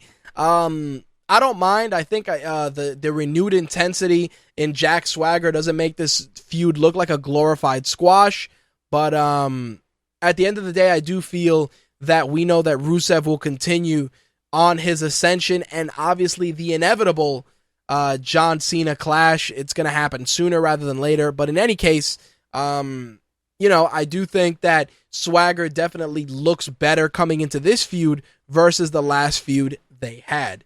The Usos and Ryback, of course, took on Kane and The Miz and Damien Mizdow because obviously it's the pay-per-view throwaway show, so they got to make sure to get everybody on there that is feuding. Ryback and the Usos did win with a solid performance. The Miz ate the pinfall courtesy of Ryback's meat hook clothesline and shell shock combo. It definitely was a fun match, but we all know where this is leading to. We all know what the setup is. So, it doesn't bother me in the least. Like I said, it's a pay-per-view not a throwaway show, but just a hype show. So you knew we were bound to get one of those matches anyway. The next award, of course, match of the year, introduced by Ricky the Dragon Steamboat. The matches, I kind of felt they had some good matches in there, but I felt that there were other memorable matches, but I mean, they wanted to kind of just keep it consistent with the shit that's happened the last couple of weeks. Obviously, Team Cena, Team Authority, the Last Man Standing match with John Cena and Bray Wyatt, the Shield versus Evolution, and the triple threat, of course, with Daniel Bryan, Randy Orton, and Batista, which, of course, led to Daniel Bryan becoming champion. And, shit was fucking awesome. The Survivor Series match, of course, got the victory, which allowed Dolph Ziggler to accept his award and deliver a rather really heartfelt promo. I think this is going to be Dolph Ziggler's, not Dolph Ziggler's year, but I think Dolph Ziggler and the way that he's gotten over and the way that they've been trying to really make him the focus leads me to believe that maybe 2015 will be a better year for the show-off. We'll see what happens in the coming weeks, but I have a feeling that things may start looking up for him. We shall see what happens. So AJ took on Summer Rae in a match which was just completely, I just felt it was very disjointed. I don't know if it was because AJ didn't want to work with Summer or Summer's not as good as she's made out to be, but the match itself just felt very, very lackluster. And what bothers me is that, Summer Rae was one of the divas in NXT that was viewed very favorably and who people always said had really good wrestling ability. Unfortunately, that match really, really did not work. So the next Slammy, of course, Extreme Moment of the Year, awarded by Rob Van Dam, getting himself a one-night deal out of the entire equation. But either way, I'm sure we'll see RVD back in the WWE sooner rather than later. In any case, Brock Lesnar raining suplexes on John Cena, of course, was one. Kane tombstoning Daniel Bryan, which of course was used to write him off television. Chris Jericho's dive off the top of the steel cage onto Bray Wyatt. And of course, Seth Rollins breaking Dean Ambrose's skull with the cinder blocks. Chris Jericho won the Slammy Award, and it was stolen by Fandango. And obviously, with the announcement that Chris Jericho will be your quote-unquote guest GM next week, I'm sure that will be very interesting, and of course was the build-up for Chris Jericho's return to Raw next week.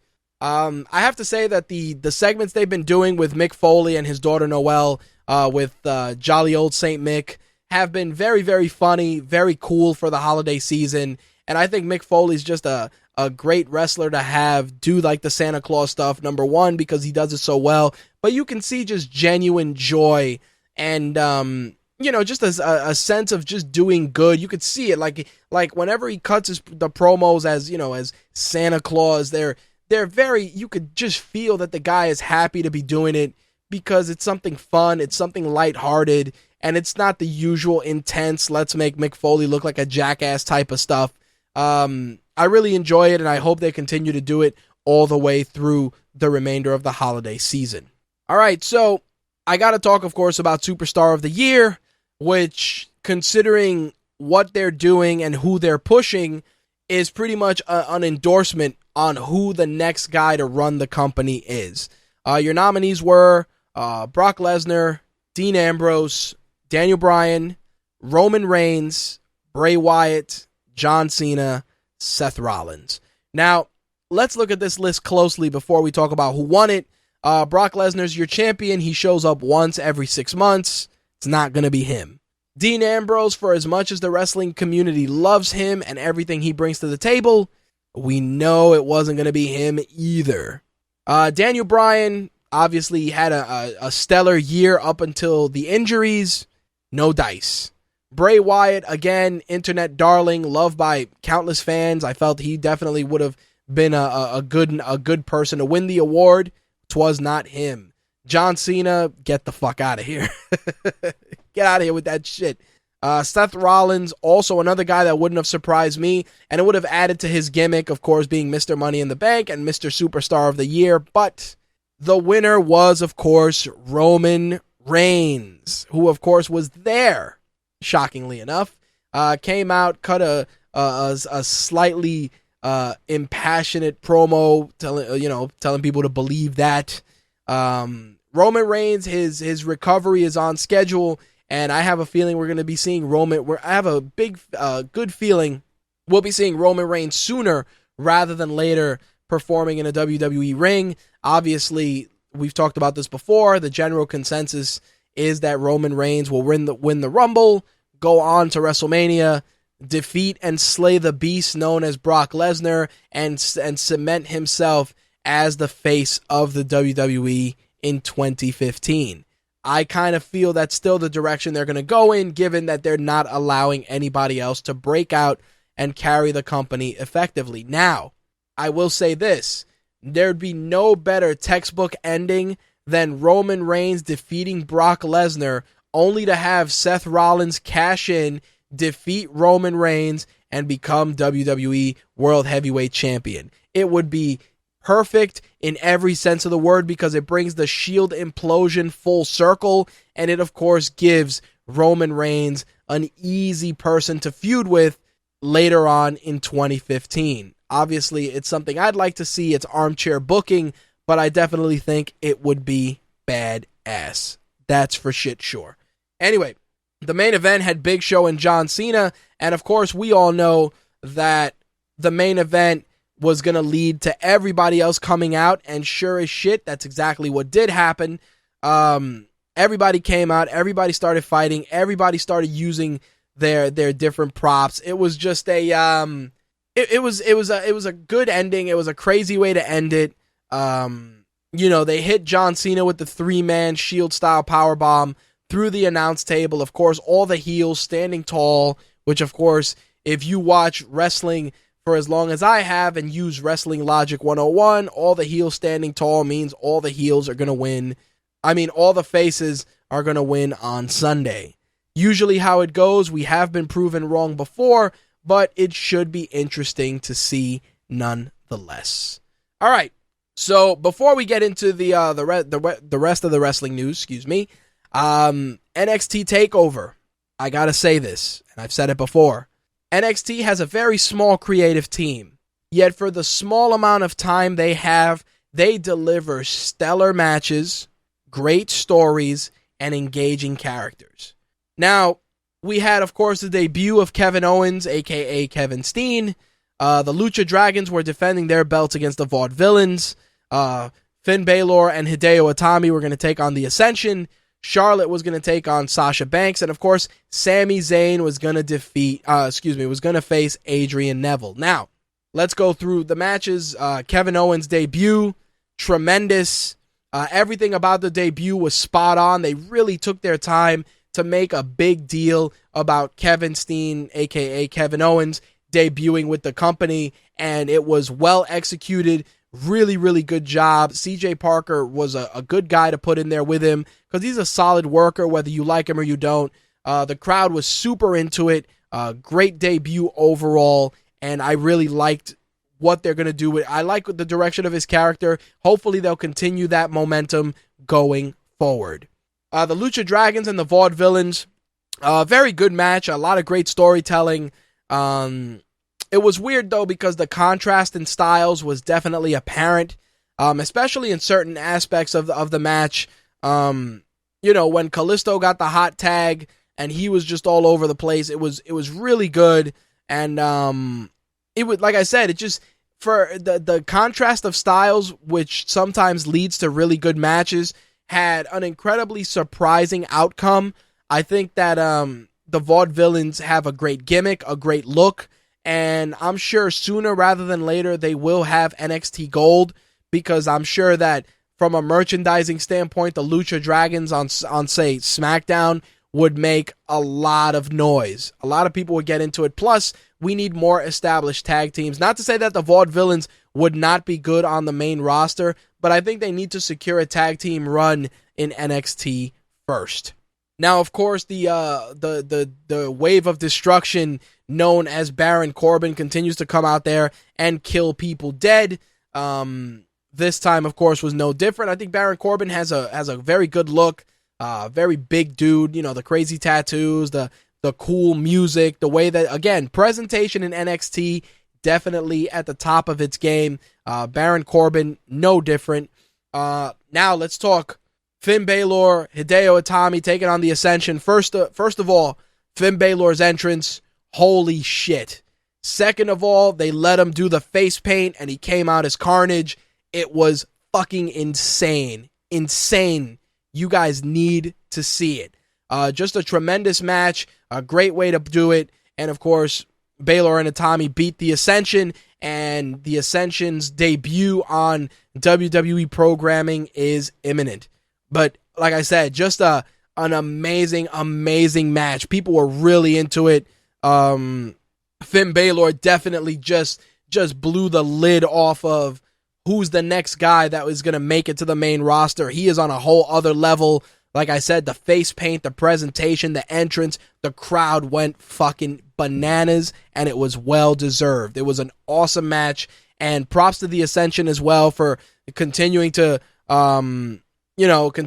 deliver stellar matches with Balor and Itami, and I look forward to seeing the Ascension light it up in the tag team division because those are big dudes.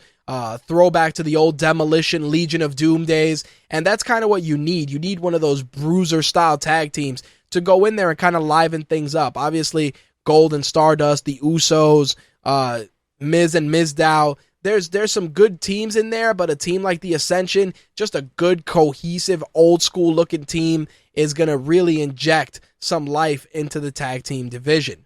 On the women's side of things, on the women's side of things, I gotta admit I was shocked with the outcome, only because I thought they were gonna put Sasha Banks over and send Charlotte up to the WWE. But overall, the match itself was stellar. Great chemistry between both ladies. Sasha Banks definitely showed that she has continued to improve her match with Charlotte. Like I said, really, really solid. Considering, Charlotte is she's inches away from being a complete package, in the sense that her wrestling is good, her promo work is pretty decent, and that's where I feel she needs to improve, especially considering who her dad is. As for the way she's being booked, I like Charlotte as a heel personally, but I feel like her chemistry with Sasha Banks for this match was tremendous. Plus, Sasha Banks definitely made a name for herself with that performance, and I wouldn't be shocked if she's on the main roster within the year. Anyway, so I gotta talk about Adrian Neville, Sami Zayn. Holy shit.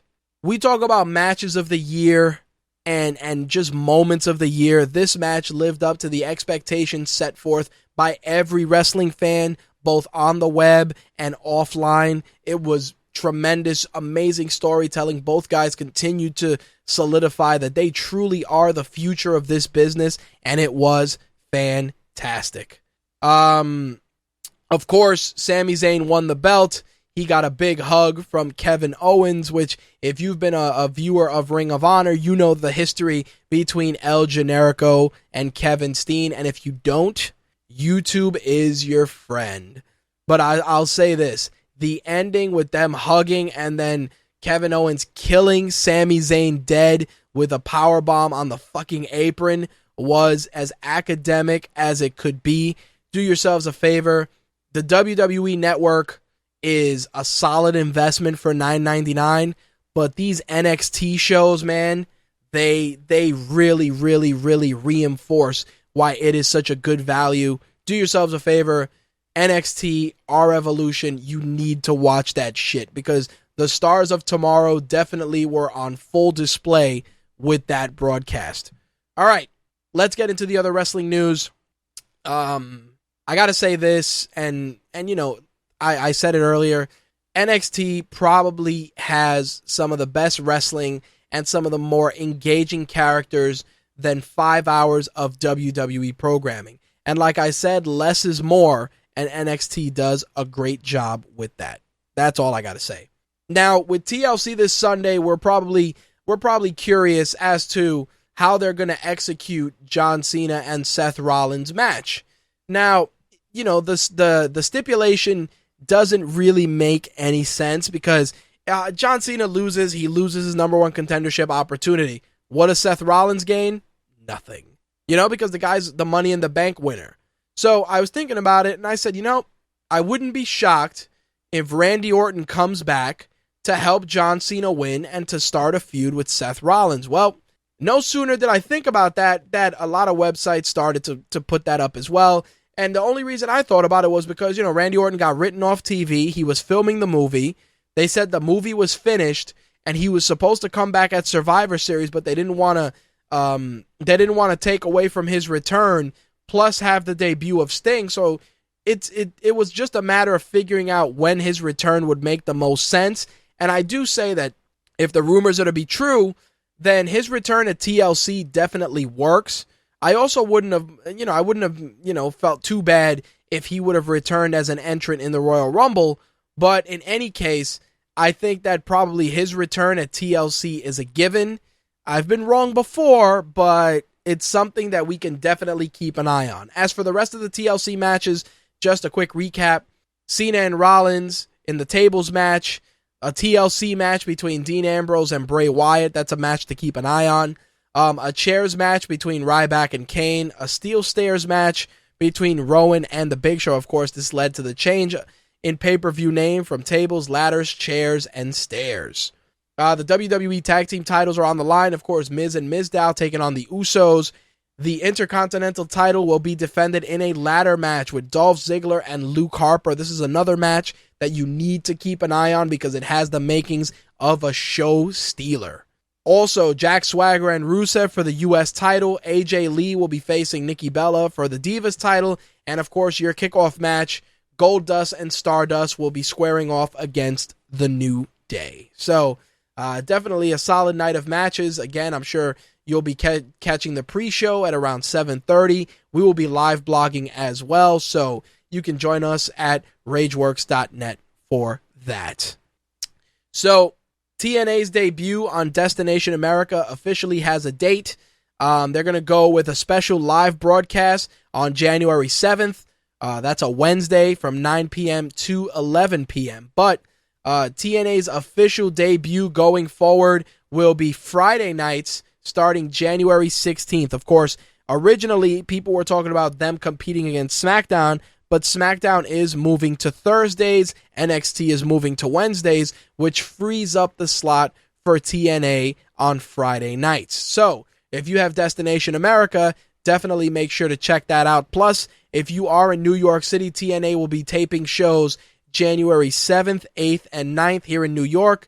So, definitely check that out if you're in New York City. I believe tickets are still on sale. So, just to recap, TNA's live broadcast on January 7th, but their official debut on Destination America will be on Friday, January 16th from 9 to 11, and they will also do an encore airing from 11 to 1.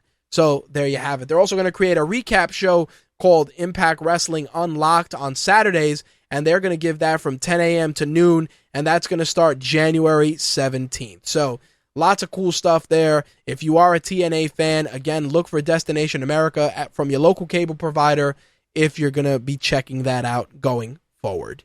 All right. So with that said, a pretty eventful week of wrestling and MMA.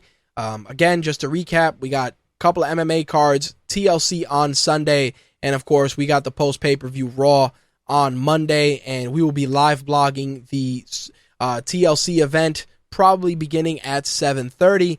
You can join us at rageworks.net. Myself and the rest of the Rageworks team will be sharing our opinions on the matches and angles throughout the night.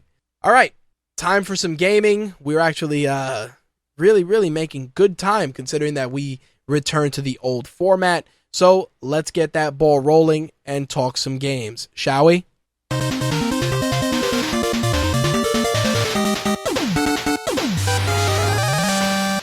All right, so first up, if you have Xbox One, PlayStation 4, or a Windows PC, you definitely should check on the corresponding stores for each of those systems to pick up Lara Croft and the Temple of Osiris, which is available on each of those systems as of December 9th. Now, a lot of people felt that, this particular game did not get the right level of advertising as other Tomb Raider games, but if there's one thing I've learned when it comes to Tomb Raider is that sometimes you don't need advertising as long as the game is good. Plus, we've talked about this before, myself and Slick, that the current advertising models relating to certain games are just non-existent. But if you do have an Xbox One or a PlayStation 4 or are, of course, on Windows PC, definitely give Tomb Raider Temple of Osiris, Lara Croft and the Temple of Osiris a quick glance. I'm going to try and check it out this weekend. Hopefully I can get some streaming done and you guys can check it out as well. Now, if you guys followed our Rageworks live blog or our Royal Flush Magazine live blog with Slick and Danny, you know that during the Video Game Awards, there were a lot of great games showcased. One of them, the trailer Slick told me to watch immediately, was Godzilla, which will be having a game released on the PlayStation 3 and PlayStation 4 in the summer of 2015. Now, I can appreciate a good Godzilla game as much as the next guy. Plus, I'm a huge kaiju fan. I liked what I saw. Hopefully, the gameplay is solid because I haven't played a really good Godzilla game in quite some time. I actually dusted off a Japanese Godzilla game that I have on the Dreamcast, which, I play once in a while just to feel nostalgic. In any case, if you're a kaiju fan like I am, definitely be on the lookout for a new Godzilla game on PlayStation 3 and PlayStation 4 this summer. Also, this past week, we had the PlayStation Experience, which just a ton of great announcements. Of course, Street Fighter V's exclusivity to the PlayStation 4 was a highly discussed topic amongst various gamers, and I will say this. As a longtime Street Fighter fan and owner of various versions of the game, the exclusivity does not bother me. And the reason that the exclusivity doesn't bother me is because at the end of the day, the PlayStation 4 and the Xbox One, as much as people hate to say it, they are somewhat the same. You know, both offer enhanced online experiences, both have Netflix, both play Blu-rays. At the end of the day, it boils down to console exclusivity. Not only that, but just player preference from a controller standpoint. That's the other factor. But everything else, the same. Unless you want to watch, Powers, or you want to watch the Halo program, the Halo series, or you just like one better than the other. At the end of the day, everything else is pretty much neck and neck. What matters most are the games. That's it. The minute we start talking exclusivity is the minute that we start seeing who is truly the leader of the pack. And by putting Street Fighter on the PlayStation, you've solidified the PlayStation console as one of the as the system for fighting game fans. Of course, you have Guilty Gear XRD, which is going to be released next week, which again, PlayStation 4 game, and that's what I'm saying. You already have a couple of decent fighting games making their way onto the PlayStation 4. And as an owner of a PlayStation 4 and an Xbox One, I am excited. I mean, from the Xbox One standpoint, I love Killer Instinct. I love what they've been doing. Am I a fan of the whole season thing? Not really, but I do like how beautiful Killer Instinct looks, especially on a really good TV. And, I appreciate just the trip down memory lane. Plus, if you buy the season passes, you get to play the classic versions of Killer Instinct 1 and Killer Instinct 2, which is nice as well. But exclusivity with regards to Street Fighter, it's no big deal. Now, nobody should be shocked about this because now this is probably not even a quadruple dip. This is the dip of dips, and it involves Ultra Street Fighter 4. Now, you guys know we've done Street Fighter 4, Super Street Fighter 4, X version of Street Fighter 4, Y version of Street Fighter 4, and of course, Ultimate Street Fighter 4. Well, Capcom's going to do one more, and that's Ultra Street Fighter 4 available on the PlayStation 4. This game is going to pretty much be redone from the ground up with, it's going to be a PlayStation 4 exclusive with brand new enhanced visuals and all the DLC bundled in on as well. In addition to that, you got that, you got Street Fighter 5, and like Slick said, Street Fighter 5's online is going to allow PlayStation 4 players to go up against PC gamers as well. So we're going to get cross-platform play, which is definitely something that you don't hear of often enough. So now you're going to not only be able to test your skill, but you're going to be able to test your skill against fellow PlayStation 4 owners plus PC gamers as well. Definitely a game changer on, from multiple aspects. Now, if you're curious about the chronological order of the Street Fighter series, and we've talked about this before, Street Fighter 3 is supposed to take place before Street Fighter 4. That's pretty much how it is. Now, if you watch the trailer for Street Fighter 5, you'll notice a lot of similarities between Street Fighter 5's look and Street Fighter 3. Now, based on that, a lot of people are saying that Street Fighter 4 takes place before Street Fighter 3, and then obviously Street Fighter 3 is going to take place let me correct myself. Street Fighter 3 is supposed to be considered the final Street Fighter game chronologically. Street Fighter 4 takes place before it. Now, there's been multiple debates that Street Fighter 5 will also take place before Street Fighter 3, so bear with me. Street Fighter 4 takes place before Street Fighter 3. Street Fighter 3 is considered the final game in the series. Now, depending on who you ask, if Street Fighter 5 takes place before Street Fighter 3, as confusing as that sounds, that means we're going to see a lot of our fan favorites, meaning Alex, Oro, maybe Gen, not Gen, excuse me, what the hell's his name? Oro, Q, Necro. You're going to see a lot of the Street Fighter 3 characters with fresh coats of paint. You'll probably see the continued aging of Ken and Ryu, and of course the aging of Akuma. And like Slick brought something to my attention, if 5 takes place after 3, that would mean no Vega, aka Bison. Well, as much as Slick, you're 100% right. This is Capcom we're talking about, so you never know how the fuck they'd pull that off. But you know, you got Urien, you got Necro, you got Q, you got Oro, you got Alex, you got Sean, Makoto. You got a lot of characters to work with. So I mean, the elimination of, you know, characters like Bison, while yes, it's not something that should be done, it's something that it could happen. Now, will they include those characters for the sake of, you know, just having them in there for people to play? You never know.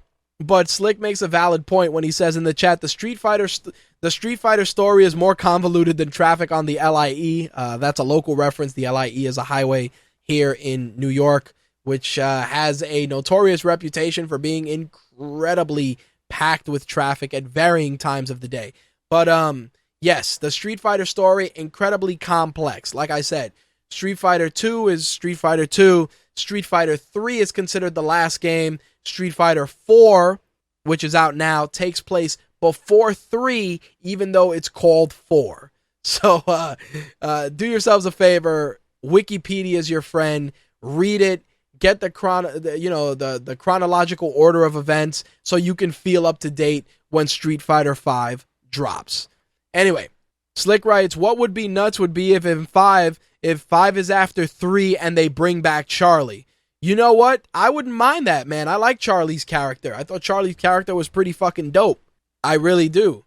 I always felt that, you know, his character was a character that had a really cool design from the alpha days, but they just, you know, they kept it moving and didn't use his character anymore, which is unfortunate. I will say this, though. If we are going with 5 taking place before 3, then that would mean that Urien would be in charge before Gil is in charge, unless they go full, you know, they go full after 3 with Gil being head of the organization. I mean, there's, like I said, a lot of ways that it can go. I just know that it's more Street Fighter, and as a Street Fighter fan, a longtime Street Fighter fan, I am pumped. That's for damn sure. Anyway, also shown at the PlayStation Experience were a lot of great titles. Of course, Uncharted 4, A Thief's End, which just looks amazing. The visuals were beautiful. I was hyped. I was ready to plunk down them $60 as soon as I saw that trailer.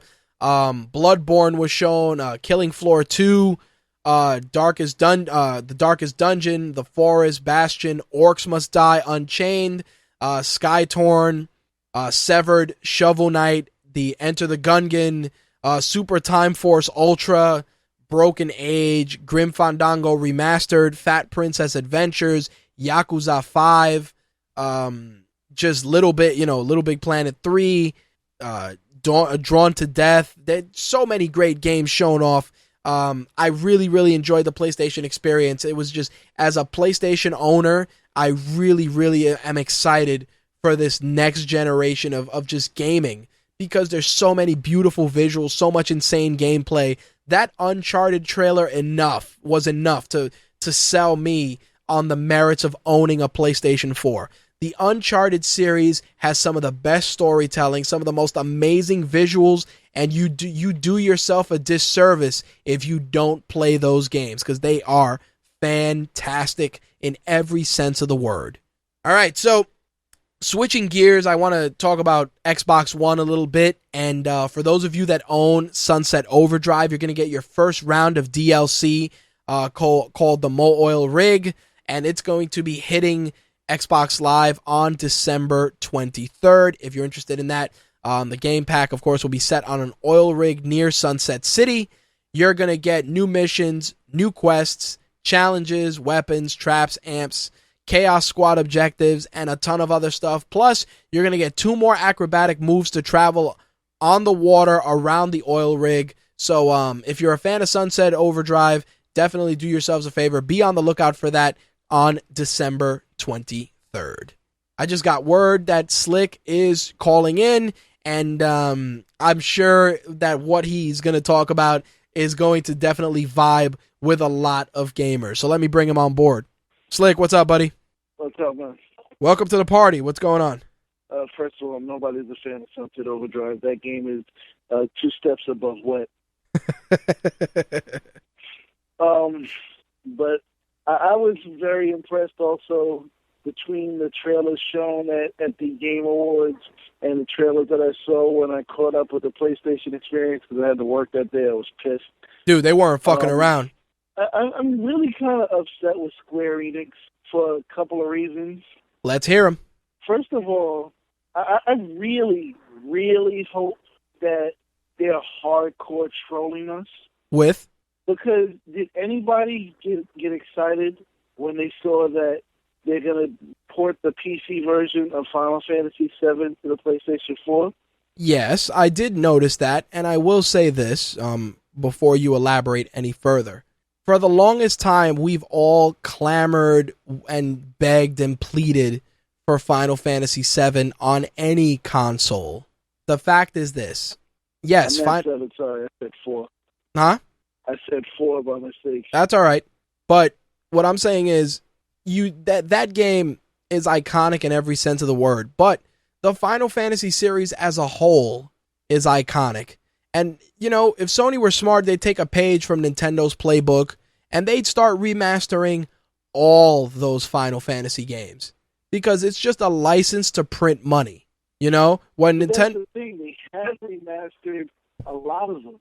Right. The only ones they really need to remaster between the hardest of the hardcore fans are 6 and 7. And those are the ones they seem to not want to do. And it's like, when I was catching up, because thank you again to World First Magazine, thank you to Danny, she linked me to all the trailers so I got to see them. I was looking at, he made a list, and I'm looking, and I saw Final Fantasy VII, and I was like, no, it's not possible. I'm like, they finally did a remake? I clicked on it, and I started seeing the old graphics, so I was like, I thought it was going to transition into something, and then I see the whole trailer. I'm like, what the hell? Why would anybody care that they're bringing the PC version of Final Fantasy VII to the PS4? I'm like, they already ported the game to the PS3. Right. You can get Final Fantasy VII on the PlayStation Store for the PS3 right now. Yep. And I'm like, are there differences between the original PS1 version and the PC? Yes. Are they significant? No. Right. It's like if you're not doing a remake, who cares? I'm like, to even play that trailer at the PlayStation Experience, I was like, I feel like the people who were there probably felt so cheated just watching that. But it's like, that's why I said I really hope that somehow Square Enix is just really trolling everybody with that one. But I doubt it because, you know, we've just been asking for it forever, so why give the fans what they want? This is true. The other thing is I'm not as mad about because this is more Square Enix is shooting themselves in the foot. Okay. And that's with making Rise of the Tomb Raider. They really confirmed that it's going to be a Microsoft exclusive because Microsoft is publishing the shit. There you go. It's not, according to what they say, it's not even coming to PC. It's an Xbox One exclusive. So I'm like, that kind of to me just confirmed the death of Eidos because I'm like, you're really going to keep Tomb Raider away from the console that basically birthed Lara Croft. Right, that put it on the map. No, I do agree with that. I mean, I get that Microsoft is, you know, throwing money at them like a stripper, but...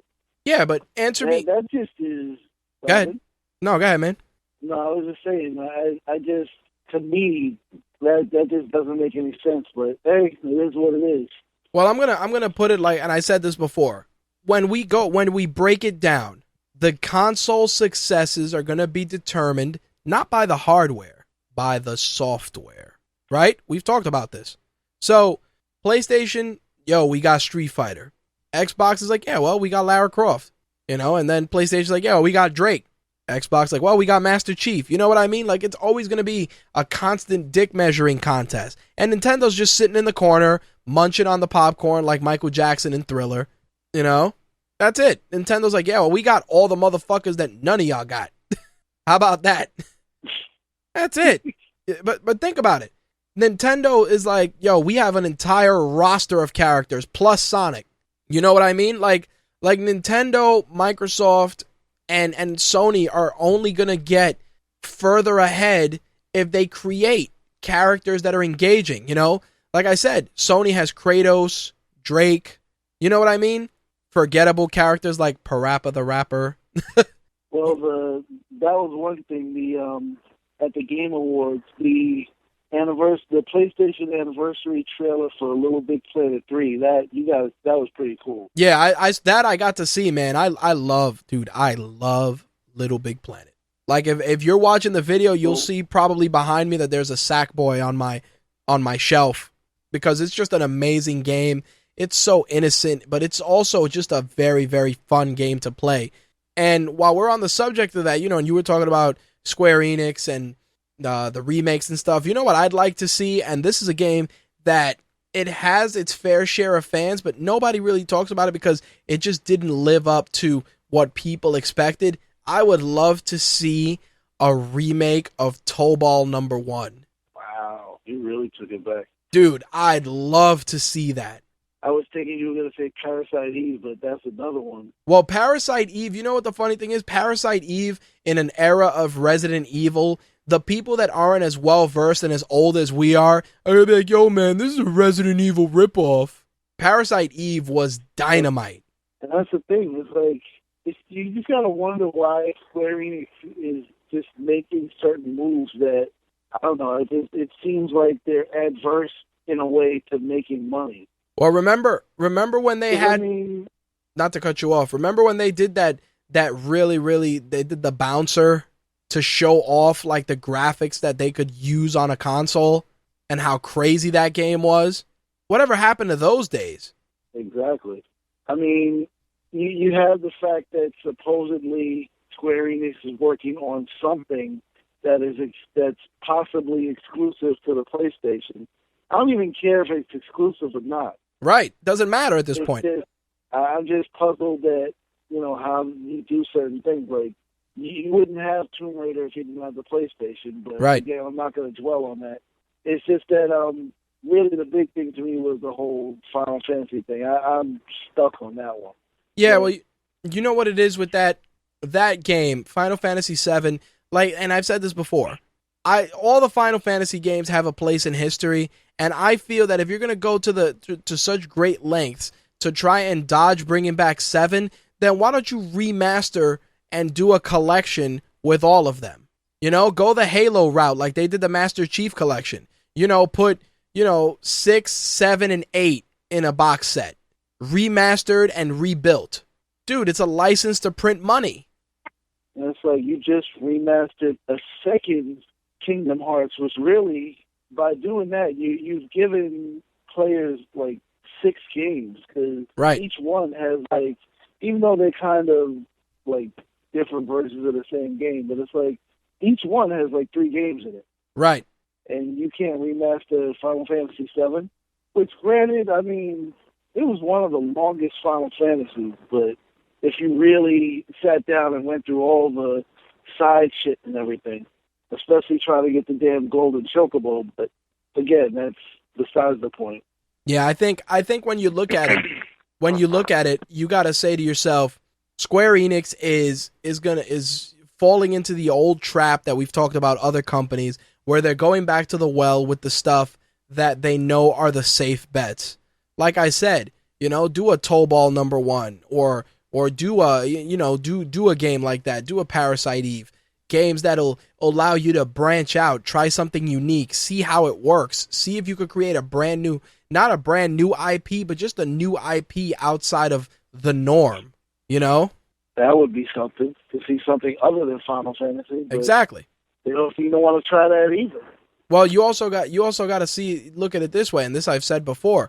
It's like, you look at games like Uncharted that, PlayStation really just said, listen, we're going to blow your minds. here's Uncharted. We're not even considering the fact that there's probably a God of War in there somewhere, you know? And there's also the possibility, I mean, think about how many new IPs were born on the PlayStation 3. Exactly. What could happen with the PlayStation 4? I mean, I hope the same thing for the Xbox One, but, I mean, out of the IPs that were born on the Xbox 360, this is just me speaking personally, how many of them are actually all that exciting? And to me, that list is a lot shorter. This is true. You know what I'd like to see, and I think I've mentioned this before, but I'd like to see a brand new next-gen version of Manhunt. The problem with that is the amount of violence. The way America is today. Oh, yeah. It's not that's happening. Gonna happen. Dude, that game truly showed a level of just, not depravity, but just unfiltered violence. Like, yo, I'm going to put this plastic bag over the guy's head and hit him with a baseball bat. Or I'm going to shiv this guy in the side of his neck. It was on a whole other level, man. It was just like twisted Metal Gear. Actually, there is sort of a new Manhunt, and I'm going to say how bad this is. It's like, the trailer disturbed me. Okay. Think about that. I'm trying to find the name of the game well, while I'm talking, because like the game, the trailer itself, and if anybody in the chat knows the name of this game, just chime in, please. It's like the trailer, the whole thing's in black and white. I think the game's going to be in black and white, but the graphics are like really, really, really, really realistic. Okay. And it's this guy. He's giving him a monologue, and all you see is he's in his house. He's just tooling up. Like, imagine like the Punisher on steroids. Like, that's how hard he's tooling up. Jeez. And he's saying, as he's doing this, he's like, I hate every fucking thing in the fucking world, including myself. Oh, jeez. I'm going to kill everything I possibly can until I get killed. He walks out of his house and literally just starts unloading on everything that moves. Holy shit. Like, he kicked a black dude on the floor, put a shotgun to his head, and you see his head explode. Yeah, I need to find this, whatever this is. Need to find it. The game, that's why I'm saying the game disturbed me. Not because of the violence, but because of how detailed it is. And I was like, when this game comes out, this would be the game that somebody actually does mimic. Yeah, dude, Manhunt. I like Manhunt. I liked Bully. Bully was a crazy game. I will say this, and you know, you could probably help me run this through. You and I were talking last week about the Amiibo situation. So, of course, this week there was not misinformation, but a lot of rumors that the less popular Amiibo figures would be discontinued. So, of course, this led to a run on Amiibo figures. Dudes are on Twitter, yo, I went here and I went there. And then, of course, once you say that, they start showing up on eBay. Now, the ones that quote-unquote weren't very popular were Marth, the and the Wii Fit Trainer. And, dude, you look on eBay. Yeah, you look on eBay and you're like, yo, what the fuck is going on? So I was laughing because, you know, you were joking about, you know, dudes gaming the system and, you know, trying to find the ones that were, mismatched or problems. And it's just like the fact that somebody said, yo, these might not be re-released. Dude, everybody going crazy. And I said to myself, this is a rumor, and I almost feel like it was purposely done so that they could move those figures. You never know. Because think about it. You always say, bad press is press. Yep. Because it's like, you know, they what happened was Canadian retailer Video Games Plus had tweeted that Nintendo had officially discontinued 3 out of the 12. Marth, the Villager, and the Wii Fit Trainer. So, of course, a few days later, Nintendo was like, yo, you know, shelf space constraints could prevent other figurines from returning to market. They didn't say they were canceling them. They were just like, you know, it's going to be a little slow. But, of course, you know, you got another wave of Amiibo figures hitting the shelves next week, plus another set of figures that should be arriving by February. So, of course, it's like, yeah, of course we're going to say that the quote-unquote shittiest ones are being discontinued because we want you to buy them. You know, like, everybody's like, oh, my God, I got to buy Wii Fit Trainer. It's like, no, you don't. You don't. It's like, yeah, you're going to get the Wii Fit trainer, but are you actually going to pull out your Smash Brothers and use the Wii Fit trainer? Absolutely not, dude. You know what they're doing. It's like, oh my God, gotta get it. You know, I gotta sell it. It's insane. But I had to share that with you because we joked about it last week, just again, in passing because of the whole Samus thing. And dude, it's like people are going crazy. Crazy dudes on Instagram. Yo, kid, I got 3 Wii Fit trainers at Walmart. And I said, and Nintendo is laughing at you. Nintendo's laughing. Nintendo's laughing at you. That's it. Money for them. Exactly. Nintendo's laughing at you.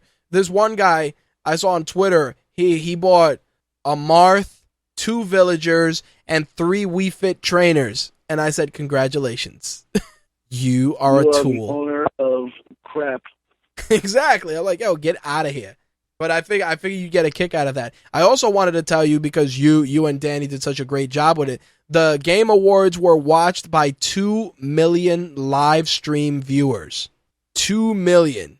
Well, I have to say I was very impressed with the Game Awards, considering previous video game award shows, which we will not speak of any longer. Fuck that. The Spike They Awards. actually seem like they put some effort into it, and even though Nintendo obviously bought their way into it wasn't buying their way into awards. They just wanted to have presence at the show. Yeah, well, you know, you were saying about not naming them. Dude, the Spike Awards were just the self-masturbation of the gaming community. It's no different than the Man's Choice Award or the Guy's Choice Awards on Spike TV. It's the same shit. We're going to showcase the trailers we want. We're going to toss some awards to some motherfuckers that, you know, are kind of popular at the moment, and that's it. That's what they were, and the more people started to see that, the less inclined they were to participate and watch them. I mean, it's happened with the MTV Movie Awards, where you end up watching those awards because there's going to be 1 or 2 trailers that are going to get shown exclusively on the stupid award show, and that's it.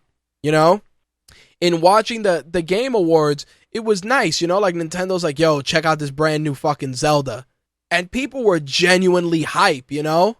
Like, it was refreshing. I was hyped just to see more of the Zelda world, but I was like, you know, you've been working on this game for a while. You showed us that trailer at E3 is like, we just get the horse, we get Epona. It's like, really? That's all you're going to show us? Of course they are. I mean, there was a tech demo for the new Zelda showing Link walking into a castle and fighting a gigantic skull. I can't even say it right. The spider. Right. And I'm like, that was amazing. It's like you couldn't show us at least some kind of like hardcore combat. No, because if you have that tech demo, you got some stuff going on. It's like you just want us drooling and chomping at the bit. Right. Like, fuck you, Nintendo. I love you, Nintendo, but fuck you, Nintendo. But you know what it was? I found that game. That game is called Hatred. Oh, okay. And, you know, too bad we don't have video, but you can check that out. Anybody in the chat, if you haven't seen this game, I warn you. Like I said, it disturbed me. Yeah, I need to put that. You guys hear me rant, and that shit disturbed me watching it. Yeah, I need to put that trailer up. Yeah, man. Like I watched the Game Awards, and I was like, man, like I said, it's like I was excited for just gaming. You know what I mean? Like, it wasn't about Mountain Dew and Doritos and ex-girl, ex-gamer chick associated with gaming in some capacity being just forced to deliver shitty monologues and terrible lines. It was like, yo, passionate people sharing, really good games and acknowledging them the way that they should be acknowledged as an art form. The awards still need some work, but they did a very good job. And when they brought out the husband and wife, I forget their names at the moment, that created King's Quest and told their story of how they went from, just wanting to make enough money to buy a house together to, creating not just a franchise, but creating Sierra Games, and how, like, in a way they kind of pioneered home gaming and everything.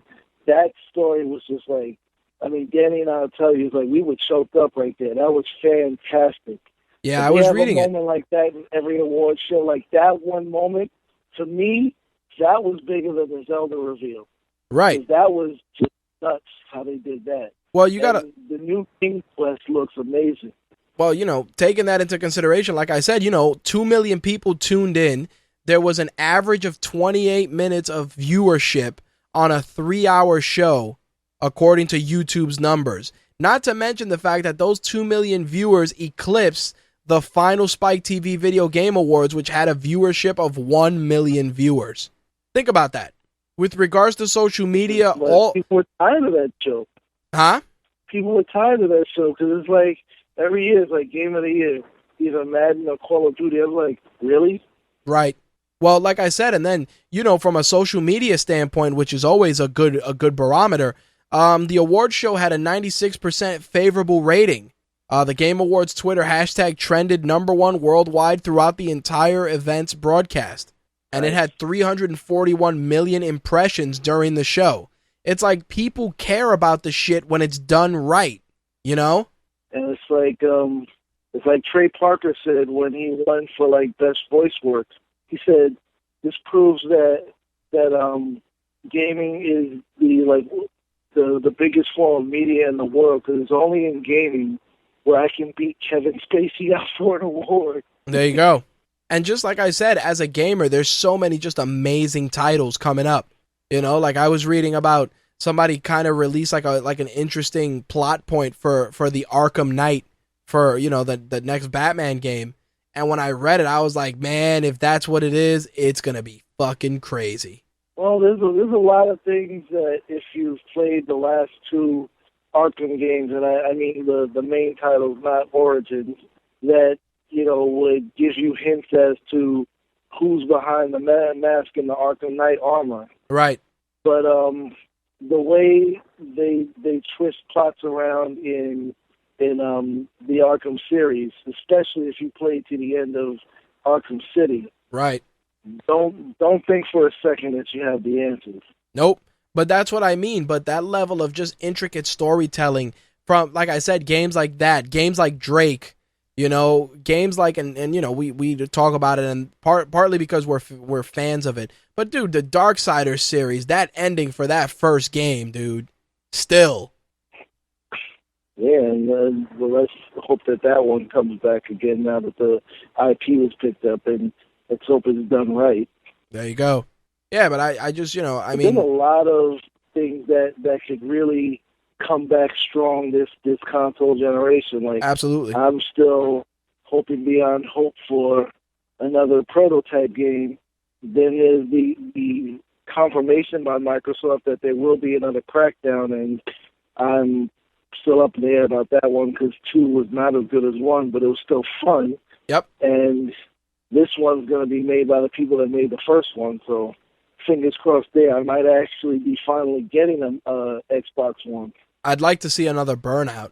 Supposedly it's coming, but they're still working on trying to make another Need for Speed, which after the last one, can I really get another Burnout? It's like I have always said, how much I love driving games, and this year has been really disappointing me for driving games because, for one thing, I don't have an Xbox One. So the one driving game that I think I would have enjoyed, I can't play, which is Forza Horizon. Right. Because Drive Club didn't do so well. Nope. The Crew is not doing so well. Nope. There's no Gran Turismo even on the horizon right now, so I got nothing much to look forward to in that genre. You know what I wouldn't mind seeing? I can turn on my Grand Theft Auto and run around town, but that's about it. I'd like to see EA bring back Road Rash.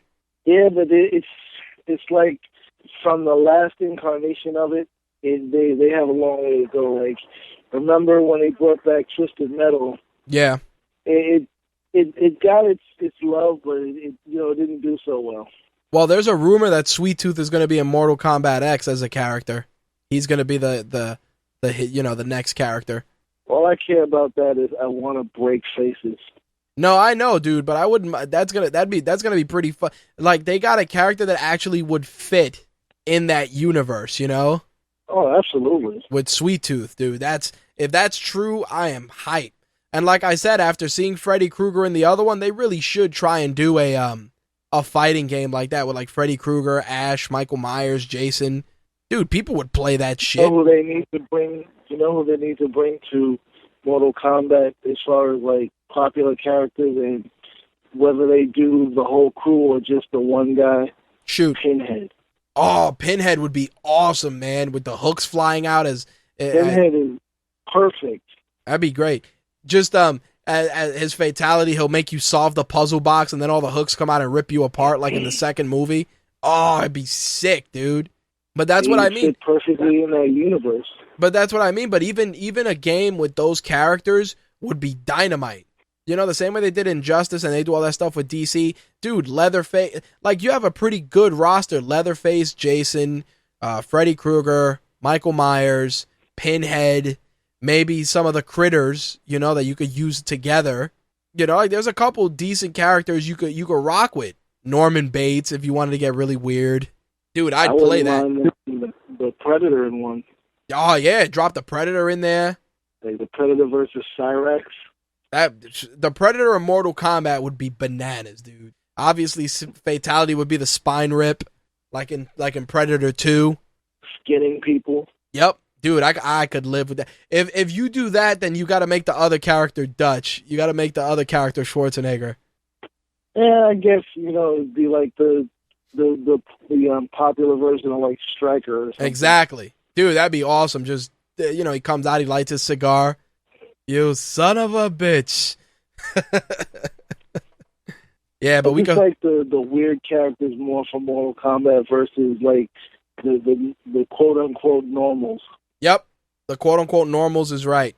But yeah, man, I think we got a lot of shit to look forward to. We got 2 more shows to close out 2014. If you were to give one recommendation that somebody should bag for themselves or for someone for the holidays, what would you tell them as a gamer? One game. One game. You only got one. I mean, it really depends on what you're into. Like if you wanted a fighter, I mean, I would say go for Guilty Gear. If you wanted just like an all-around game that they could kick around, I would say probably get Grand Theft Auto. Okay. If you want like a game that's fun for anyone, I would say go with like Captain Toad. And I'm just thinking of like newer games. Right, you're going genre. That came out or that are coming out. All right. Or like if you just want like what would be the overall best value right now for your bang for your buck, I would say, you know, you'd have to have a Wii U because the best bang for your buck will be Bayonetta 2 since you get 2 games for 1. Okay. All right. Me, I would have to say console-wise, same thing. I'd probably say a Wii U, and I'd probably say Smash Brothers or Mario Kart because it's the holidays. You got people over at the house. You know, it's a game that anybody could pick up and play. So definitely, those are my that's my recommendation. Probably just I would probably go with Smash Brothers just because it's a good way to get some stress out. You know, your family's over for the holidays, driving you fucking nuts. Good way to do it in a fun environment. So I figured that absolutely. I figured that'd be a good way to close out the segment. Is there anything else you want to add? No, I'm good, man. All right, brother. As always, I appreciate the assist. I'll talk to you later, man. All right, man. See ya. I got that Hatred trailer. Oh, I'm gonna watch that as soon as we're done. All right, man. Peace.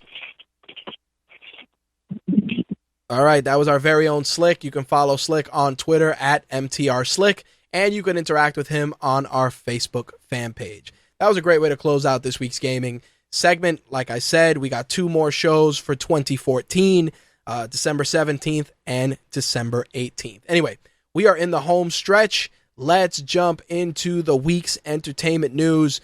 Some crazy stuff going on. Mid-season finales for The Flash, Agents of S.H.I.E.L.D., Arrow, lots of crazy stuff on deck. Let's get that ball rolling.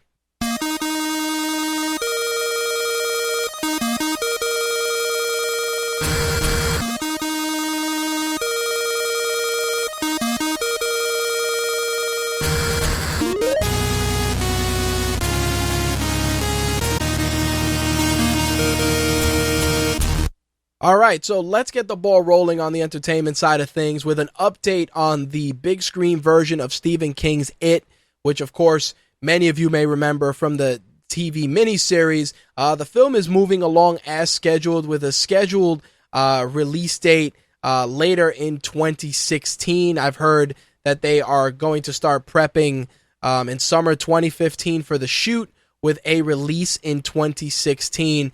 I'm very interested to see how well they can do, how effectively they can take a character as iconic as Pennywise the Clown and convert him into something more for the big screen. I do feel that Stephen King's novel was fantastic, and the TV miniseries from 1990 was tremendous. I mean, Tim Curry was in a class by himself as Pennywise. I don't know how well they can recapture that magic for the big screen, but it's a story that's developing, and I will continue to watch it very, very closely. Of course, it wouldn't be an entertainment segment without some Marvel news. As I mentioned, and I briefly mentioned it last week, Kristen Ritter is officially going to be playing Jessica Jones in the upcoming Marvel series on Netflix called Marvel's aka Jessica Jones, which of course is going to follow the Daredevil series, which will be debuting in 2015 as well. Like I said, Kristen Ritter will be playing Jessica Jones. We're also going to be seeing Luke Cage and Iron Fist get their respective Netflix series. Of course, this is all going to lead to the Defenders miniseries to close things out. I think it's a great way to branch off into the more obscure characters in the Marvel Universe, and with the direct distribution of Netflix, I think that they're going to fare quite well. We're going to keep watching this, and of course, once the episodes start to debut, we will definitely be sharing our thoughts in the coming months. I will say this on the subject of superhero shows. We're getting a lot of different shows, a lot of good, a lot of bad, and a lot of interesting all at the same time. Definitely give them a fair shake. You're never going to get the full gist of it in the first or second episode. I can say this. I can attest to this with Agents of S.H.I.E.L.D. When I watched it initially, I was just frustrated at the pacing and the storytelling, and it's really started to come into its own and improved quite a bit. I do feel that Arrow and The Flash continue to impress week in and week out. Just a lot of fan service and just a lot of great storytelling from all three, from both companies, from Marvel and DC, with their small screen products. Constantine also is a badass show. Very unfortunate what's been going on with the ratings with that show, but hopefully another network picks it up. Maybe Netflix or maybe another network, another channel like a cable channel, because I do feel that the overall presentation of Constantine is solid. If you haven't checked it out, definitely look on NBC On Demand and give it a shot, because it is a very, very solid and well put together show. That's for damn sure. All right, box office, of course, not a shocker. The box office continues to belong to Katniss Everdeen. That stranglehold that she currently has on the box office will probably be gone sooner rather than later. Obviously, Lord of the Rings, Battle of the Five Armies, The Hobbit hits screens next week. In addition to that, of course, you have Annie for the family film category, which, of course, for Christmas is going to probably make a sizable amount of money. But for now, Katniss Everdeen owns the box office, taking the number one slot, Hunger Games, Mockingjay, $21.6 million, 257.7 overall. The Penguins of Madagascar took number 2. Horrible Bosses 2 came in at number 3. Big Hero 6 was number 4. If you guys are going to check out the video feed, you'll see that I got a new Funko, which is the very big Baymax Funko. Definitely, I really enjoyed Big Hero 6, and I had to buy that. Interstellar was number 5. Dumb and Dumber was number 6. The Theory of Everything was number 7. Gone Girl was number 8. The Pyramid was number 9. And Birdman was number 10. In some sequel news, it looks like Teenage Mutant Ninja Turtles 2 is a go, and all signs are pointing to us seeing Rocksteady and Bebop finally on the main screen. Now, if you've on the big screen, if you've been following the development of Teenage Mutant Ninja Turtles, you've probably seen some concept art that was leaked out that showed Krang, but also showed the iconic designs of Rocksteady and Bebop, which actually look pretty badass. So it looks like we will be seeing them in Teenage Mutant Ninja Turtles 2, and we will also be seeing Casey Jones as well. So definitely very, very interesting times with this brand new cinematic Teenage Mutant Ninja Turtle universe. The first film was not terrible. I really thought I was going to hate it, but I was pleasantly surprised by how much I enjoyed it. Teenage Mutant Ninja Turtles 2 is scheduled to hit theaters June 3rd, 2016. All right, so we talked some Marvel news. We got to talk a little bit about DC as well. Jason Momoa confirmed, obviously, that he is playing Aquaman, but he did say in an interview at the Comic-Con experience in Sao Paulo, Brazil, that he is signed on to play Aquaman for 4 films, and that he would like Zack Snyder to direct a solo Aquaman movie. So, with that said, we now know that Khal Drogo, a.k.a. Roman Reigns, a.k.a. Aquaman, is going to have 4 movies to talk to fish and try and make us think that he does not suck. With that said, I will be watching very closely because the latest run of Aquaman from DC has not been terrible. So I'm going to approach it with extreme caution for the time being. If you're a fan of the Kaiju universe and you're a fan of Godzilla, of course, you probably went to the theater and saw the American Godzilla film, which had Godzilla in it all of 15 minutes. But either way, Godzilla wasn't a terrible movie, just a movie that tried to use a lot more of the human narrative to tell the story, which whatever, it didn't make it a terrible film, but it definitely took away from it a bit. But in any case, Toho, who many of you know has been responsible for a litany, a plethora, a huge number of Godzilla films, is going to be bringing Godzilla back to the big screen.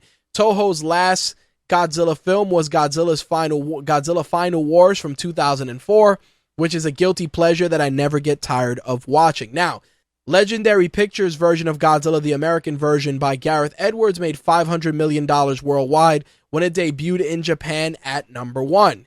So, with that said, Toho, realizing that Godzilla has once again become incredibly popular, is going to try and test a brand new Godzilla film, which is expected to hit screens in 2016, well before the sequel to Gareth Edwards' Godzilla film, which won't be out till 2018. So definitely very, very interesting. In some DC small screen news, of course, we've talked about Constantine, Arrow, The Flash, but they're not the only characters that are getting TV series. It looks like we're going to get a series based on Krypton. Of course, we have Gotham, which explores the origins of Detective James Gordon well before he became the Commissioner, and of course, young Bruce Wayne before he became Batman. Well, it looks like Sci-Fi is jumping into the comics show pool with a Krypton TV series following the stories of Superman's grandfather on the Krypton planet, and of course, it's going to expand on the origins on the House of El and their contributions to Krypton, and as well, I'm sure, as what's going to lead to Krypton being destroyed, and some of the things that had a hand in creating the iconic Man of Steel and the House of El. Very interesting, just because it's going to be on Sci-Fi, and Sci-Fi has a pretty storied history when it comes to unique science fiction programming, so we'll see what happens. David Goyer and Ian Goldberg are involved with the series, so I'm going to be interested in seeing what kind of an effects budget it's going to have, and how much it will tie into the existing DC universe. Meanwhile, on the flip side, Sci-Fi is going towards Krypton, TNT is going towards the Teen Titans. The Teen Titans will be airing on TNT and will follow the adventures of Dick Grayson and his team. Right now, all signs point to it being Dick Grayson, Starfire, Raven, and probably Beast Boy as well, and maybe Cyborg. It remains to be seen if that's going to be the official cast, but one thing that is confirmed is that we will be seeing Dick Grayson on screen in a solo capacity. Definitely very interesting to see how that ties into the cinematic universe as well, considering that obviously Flash and Arrow tie together. There's a rumor that the Supergirl TV series on NBC may tie into those shows as well. So DC is definitely cultivating a small screen universe, which is great. But as I've said before, they better hope that the small screen universe doesn't eclipse the cinematic universe that they are trying to establish. Definitely stories that we're going to be following very closely here at My Take Radio and Rageworks. And of course, once we get new details, we will keep you guys up to snuff. But be on the lookout, like I said, for Krypton debuting on Sci-Fi and the Teen Titans debuting on TNT. Of course, the Teen Titans turned 50 years old, so, 50-year anniversary, so a TV series focusing on them is really not a shocker in the least. Now, some of the big news floating around in the entertainment world has been the Sony hack. Now, the Sony hack has been very, very crazy for a multitude of reasons. Company emails, social security numbers, celebrity aliases, numerous amounts of correspondence have been released. And the crazy thing is that some of the stories that have come out have been really bad. And then there's other stories that have been very, very interesting. One story in particular is that Sony was approached about including Spider-Man in the Marvel Cinematic Universe, with Spider-Man appearing in Captain America's, in Civil War, in the Civil War film, which of course, given the nature of his relationship with Tony Stark and the Civil War story in the books, it's very cool to see that they were willing to reach out to Sony and try and get an opportunity to utilize Spider-Man in the established Marvel universe. According to the October 30th email, Sony Pictures president Doug Belgrad told Sony Pictures head Amy Pascal about a potential scenario that could see Marvel produce a new trilogy of Spider-Man movies while Sony retains creative control, marketing, and distribution. So, once again, Spider-Man being the driving force in not a unique battle, but just a unique experiment, because I really think the Andrew Garfield Spider-Man universe that has been established thus far has not been terrible, but with Spider-Man home with Marvel, I have a feeling that Marvel would definitely make the most out of everyone's favorite web slinger, from his relationships with the Avengers to appearing in other series to appearing in other films. It really is a no-brainer. And while everybody says that the talks eventually did break down, there's a lot of rumors floating around that the idea and the concept is not dead. But I will say this, if and when it happens, it's going to be something that is going to be under wraps, and it's going to have an incredible amount of secrecy. Even right now, I think, hey, this could be misinformation and the deal could still be in place and Spider-Man still may show up in Civil War.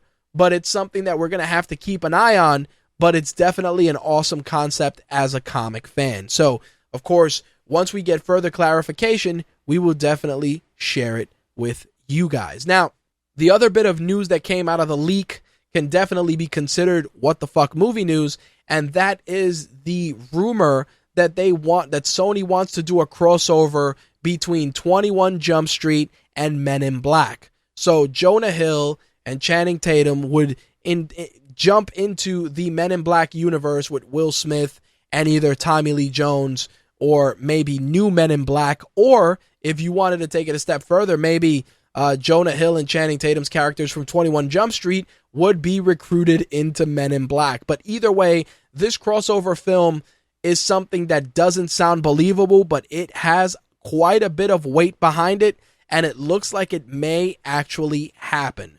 Sony Pictures was according to the emails that were leaked out, looking to release this crossover film in 2016 or 2017, with the hopes that the crossover would reinvigorate the Men in Black franchise. Men in Black 3 was released in 2012, and it grossed $624 million worldwide, but the studio lost a lot of money due to its exorbitant costs and super high budget. But there you have it. Just craziness coming out of these Sony leaks. Like I said, 21 Jump Street, Men in Black, the craziest thing I've read. But you know what? In a twisted sort of way, it may actually work. As long as it continues to not take itself seriously and just have a good time, I'd give it a shot. Would I pay, $12, $13, $14 to see it in the theater? Maybe not. But I definitely would give it a watch if it were on cable, that's for sure. But again, take these rumors with a grain of salt, considering their sources, and the stuff that's coming out of this leak is something that's going to continue to shine a light on a lot of different things for the foreseeable future.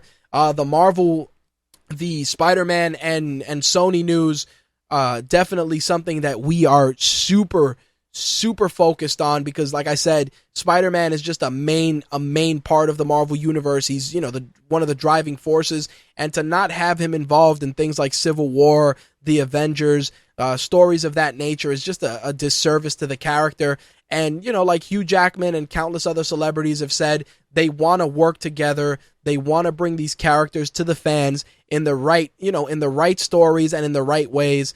And it's something that, hopefully we get to see before some of these franchises either stop being popular or before the rights just disappear. I mean, in Spider-Man's case, Marvel and Disney are dying to get those rights back, because I think that they feel they can do a better job bringing that character to the big screen and integrating him into the cinematic universe. But again, for the time being, it belongs to Sony. But given the amount of negative press they've been getting, you never know. They may sell the rights back to Marvel and Disney. That remains to be seen, but it's something worth exploring. Anyway, with that said, that's actually going to wrap up the entertainment news for this week. Kind of a light, not a light week, but definitely most of the bigger stories were tackled. But in any case, My Take Radio will be back live December 17th at 11 p.m. Eastern, 8 p.m. Pacific for its MMA and wrestling edition. Of course, we will be talking about the fallout from TLC. We're also going to be talking about Monday Night Raw, plus all the UFC cards from this coming weekend will be discussed on our episode on the 17th. And of course, gaming and entertainment news are on deck on the 18th. Last but not least, those will be our final shows of 2014. My Take Radio will be back on air January 7th, Wednesday, and January 8th at 11 p.m. Eastern, 8 p.m. Pacific. With that, we're going to wrap up. As always, you can find My Take Radio on Twitter at My Take Radio. You can become a fan on Facebook. Add us to your circles on Google+. And since you are not able to see the video feed for this show, you can watch it on youtube.com/My Take Radio TV or youtube.com/official Rageworks. If you haven't subscribed to either of our YouTube channels, please make it a point to do so. We're going to try and include more product reviews, more unboxings, and a ton of other great video content for you guys as well. That's it. Thank you guys for tuning in. On behalf of myself, Rich, and on behalf of myself, Slick, Quark, Blade, Andrea, Josh, the Rightist, Ben, and the rest of the MTR and Rageworks crew, I will see you guys next week. As always, thank you for your continued support. I'm out of here. Peace. I'm rich, biatch. That's all, folks.